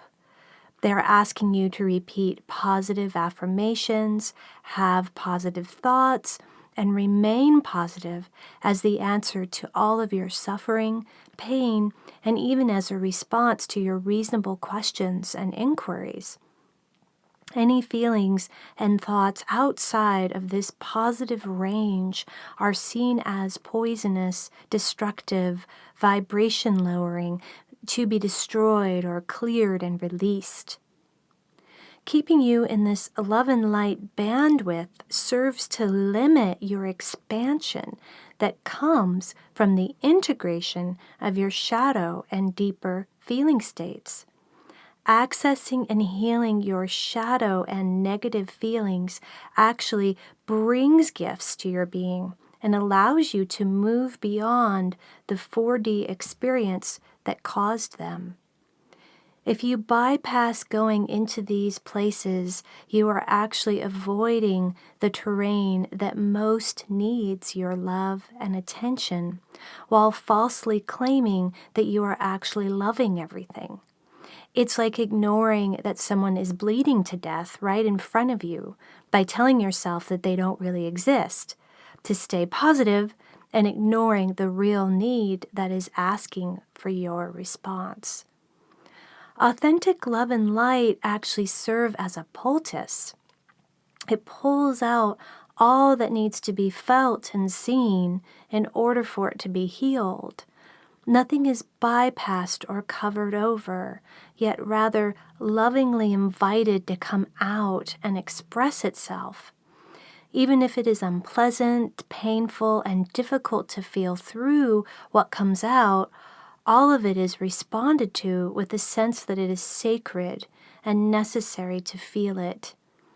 Rather than being afraid of anything negative, the negative is held in equal reverence to the positive, as they are both part of the divine, just different sides of the same coin.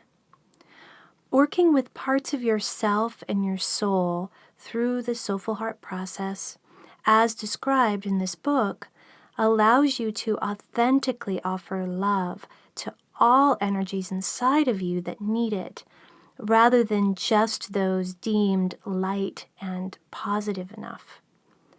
That which we resist persists.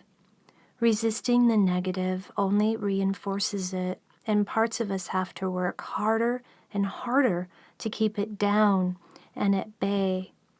Going into it and feeling which part of us or Metasoul aspect is in pain and suffering and in a negative space allows for the eventual dissipation of the fear energy back into love again. Included in the False God program is a necessary enemy to fight and push against. It is the classic hero, protagonist, and antagonist model that is the basis for almost every story ever told. There needs to be a contrasting element for the false god to have victory over, to be the hero, to be bigger and greater than, in order to draw the ultimate loyalty of the followers.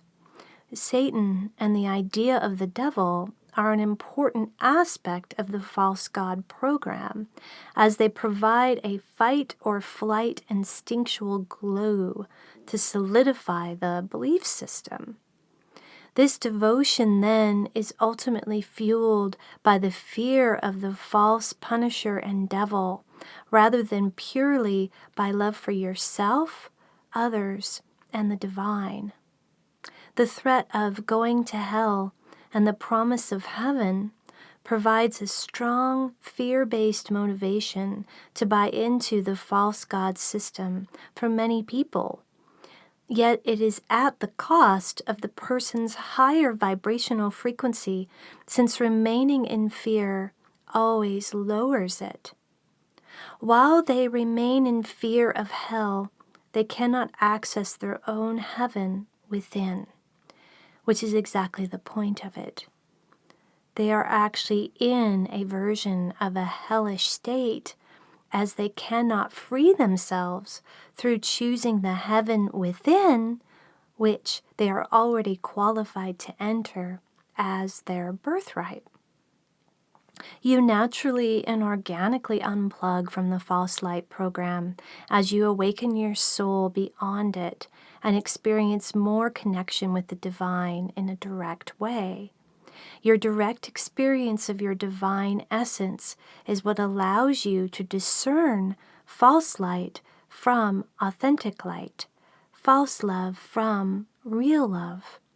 As you grow in this divine essence expression, you most likely aren't drawn to the false light program expression in teachers and teachings, and are able to see them with compassion, even as you can say no to them.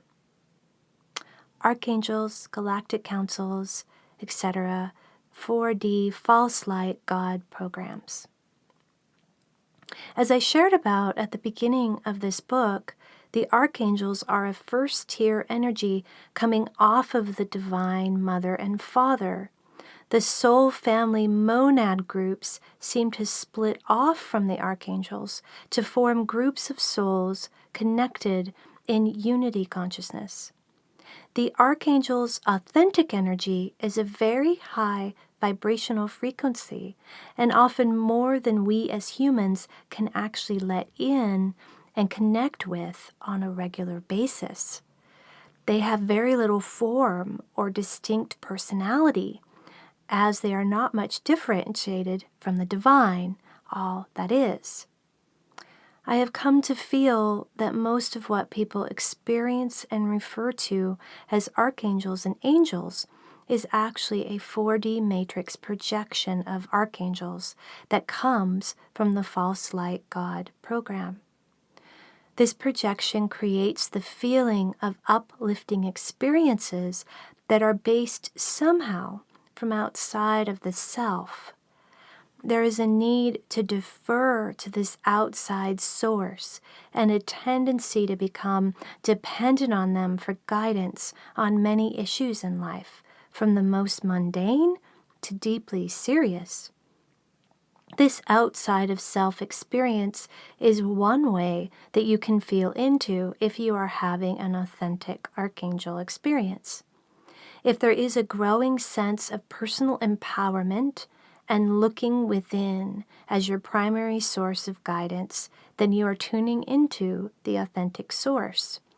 If not, then it is something to feel into if it is being filtered through the 4D matrix and is actually serving to cap and limit your awakening beyond it. Because the Archangel 4D matrix projection satisfies the need for immediate answers and guidance, it acts like a quick fix for those who come to rely on it.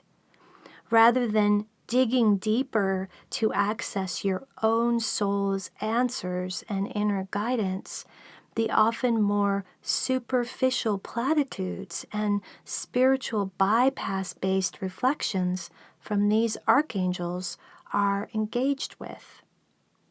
Although I subscribed to the common archangel naming and framing at first, I am now less guided to reference it. It feels dicey in many ways to discern what is authentic archangel frequencies and what has been co-opted and distorted. I did have a months-long surrogacy with an energy that I called Archangel Metatron, and I do feel that he supported many new wisdoms and words to flow through me. Yet I always held Metatron as an aspect of my own soul and most likely a version of my Gatekeeper, rather than as an archangel with a very high dimensional access. I could feel the ways that I was projecting a personality onto him to help relate with him as a thin Santa Claus with a witty sense of humor. This helped me remain in my personal autonomy toward him. I also didn't use my access to Metatron as a means to share absolute truths with others. I didn't claim to be the voice of an archangel in a way that told others how to think and feel, which is what I feel is one of the objectives of the 4D matrix projections concerning archangels. I feel this can be tricky ground for all of us to discern for ourselves. If you are interacting with an energy or receiving a channeled message from someone claiming to be from an archangel, and your heart feels warm, related to in a more personal way, and as if it is all ultimately coming from inside you, then you are most likely accessing the authentic divine frequencies. If there is a stiffness, a formality, a coldness, odd and affected language, often the use of dear one or beloved ones, if you feel judged or preached at and presented with the absolute truth, this is probably a program connected and projected from the control matrix. Connecting with the authentic archangel frequencies reminds us of the divine spark that we ultimately are and where we come from. There isn't a sense of hierarchy about the energy, yet rather an invitation to more fully embody our higher frequencies within our bodies. Another false light God program projection can be channelings, and connections that are offered from galactic councils and other galactic alliances. These councils often have that same energy of coldness, formality, impersonalness, lack of specificity, and personal application. Their message change little over the years, and they are not usually known or identified in a deeper personal way by their channeler or by the receiver of the messages. There is little intimacy between the channeler and the sources. Very often the channeler is even unconscious and vacates their personality in order to bring these messages through, called trance-channeling, which can be a sure sign of the false god light program overriding a conscious personality. In these cases, the reptilian self may actually be channeling the messages directly from the AI program as the human consciousness is taken offline. In the case of false light messages, there is usually little to no questioning of the validity of the messages or encouragement to check in with your own intuition to see if you resonate or not with them. Nor is a bridge offered for how you can connect to these galactic beings on your own, as is your birthright to experience. The channeler positions themselves as having special gifts and access that you are then beholden to them to share with you, similar to the guru devotee or priest parishioner models. All of us have the capacity to become channelers to high dimensional frequencies, especially when accessed through connection to our soul aspects who hold these frequencies. Lower 4D and upper 4D Metasoul aspects and lifetimes timelines. Lower 4D Metasoul aspects are those fragments from the same soul source as you who have chosen lifetimes and timelines that are anchored to lower 4D consciousness states and usually plugged into the 4D matrix. As previously mentioned, lower 4D is a consciousness that is not as physically based as 3D ones. There is a recognition of multidimensional reality and of soul consciousness growth supported and initiated by whichever culture and civilization the Metasoul is living in. These timelines are often ones in transition. They are either in a process of descension from a higher state of consciousness to a lower one, or in an ascension process, moving from a lower one to a higher one.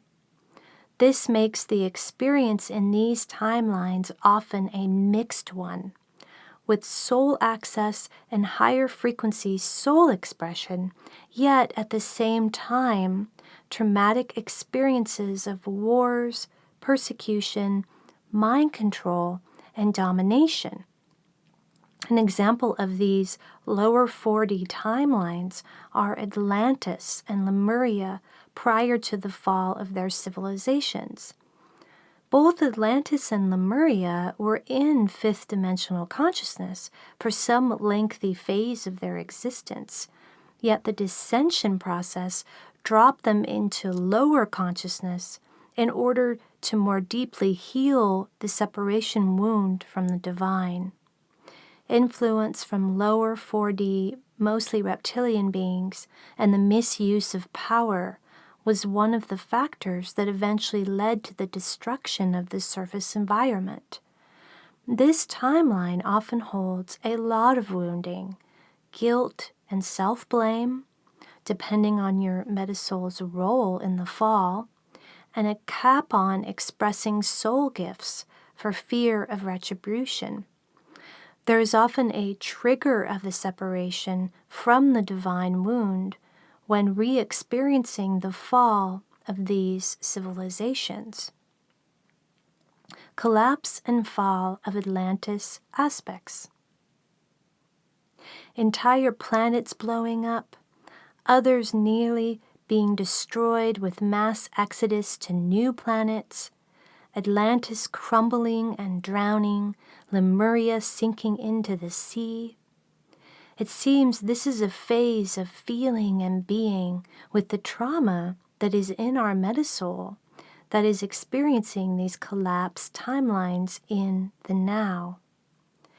These memories of planetary implosions and civilizations ending is in the cellular memory of our collective unconscious.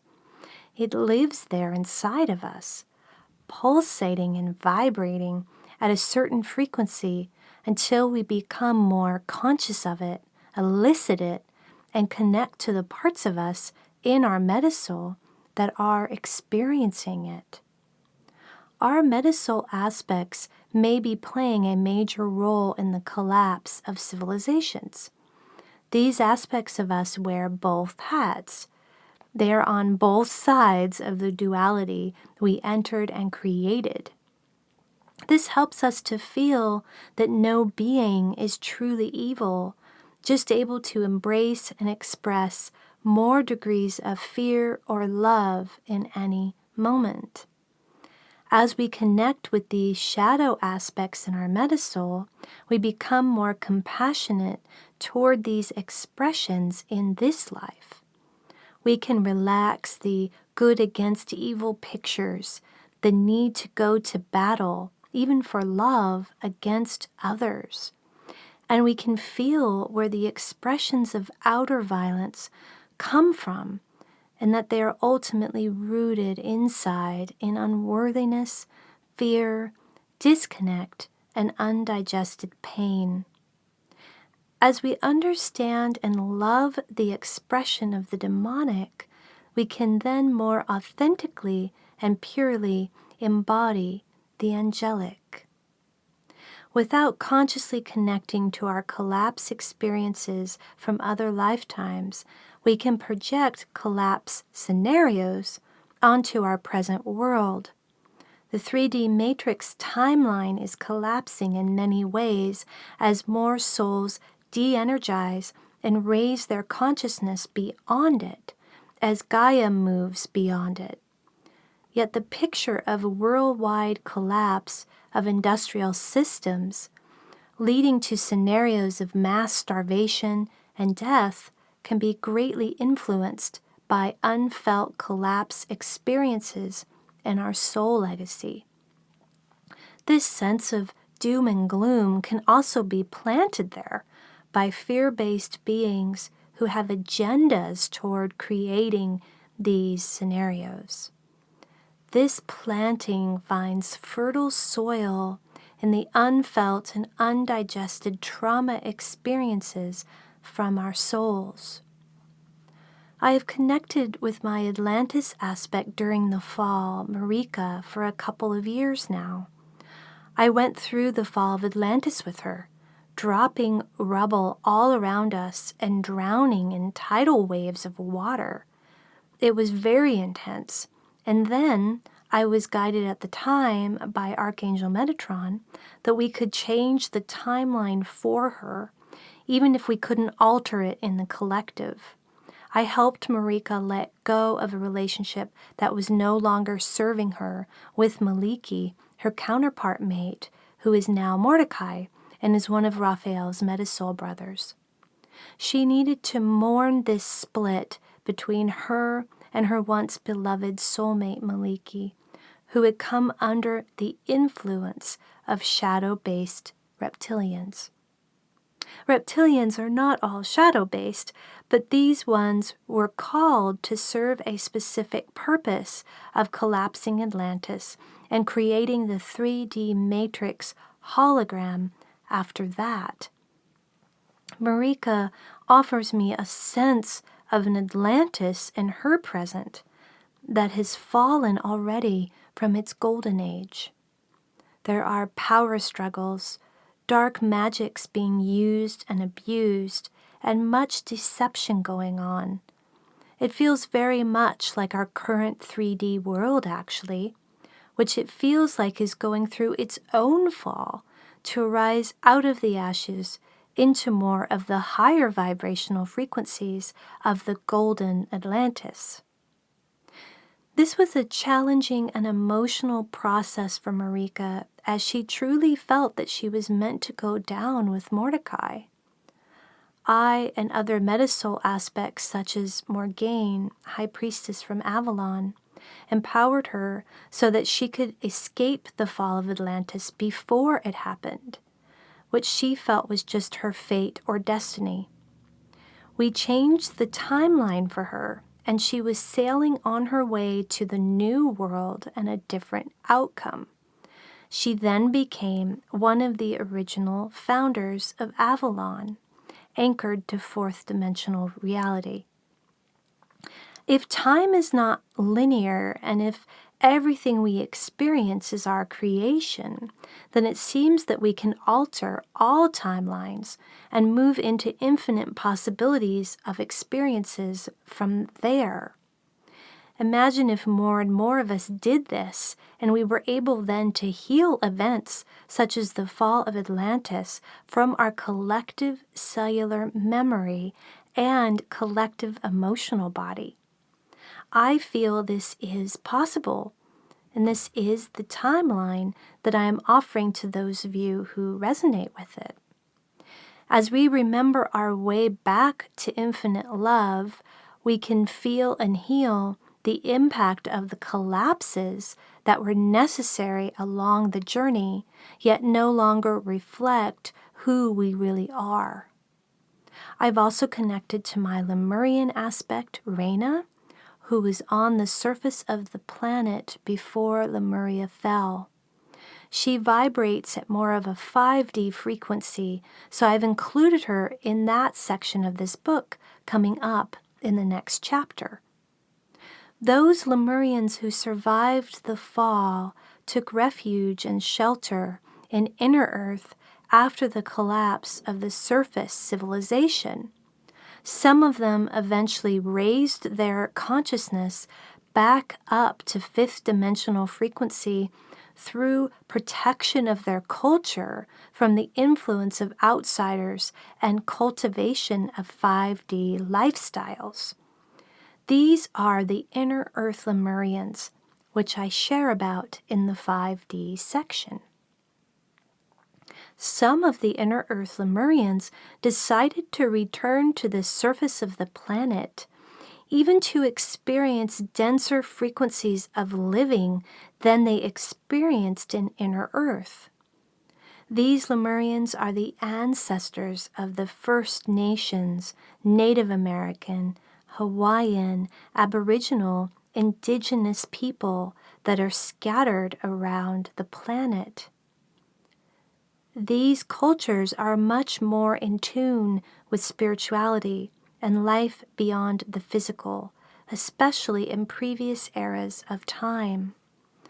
There was often a clash between them and the 3D matrix people in the form of colonialists that could only be resolved by fighting and eventually by surrendering their land and ways of life to 3D living.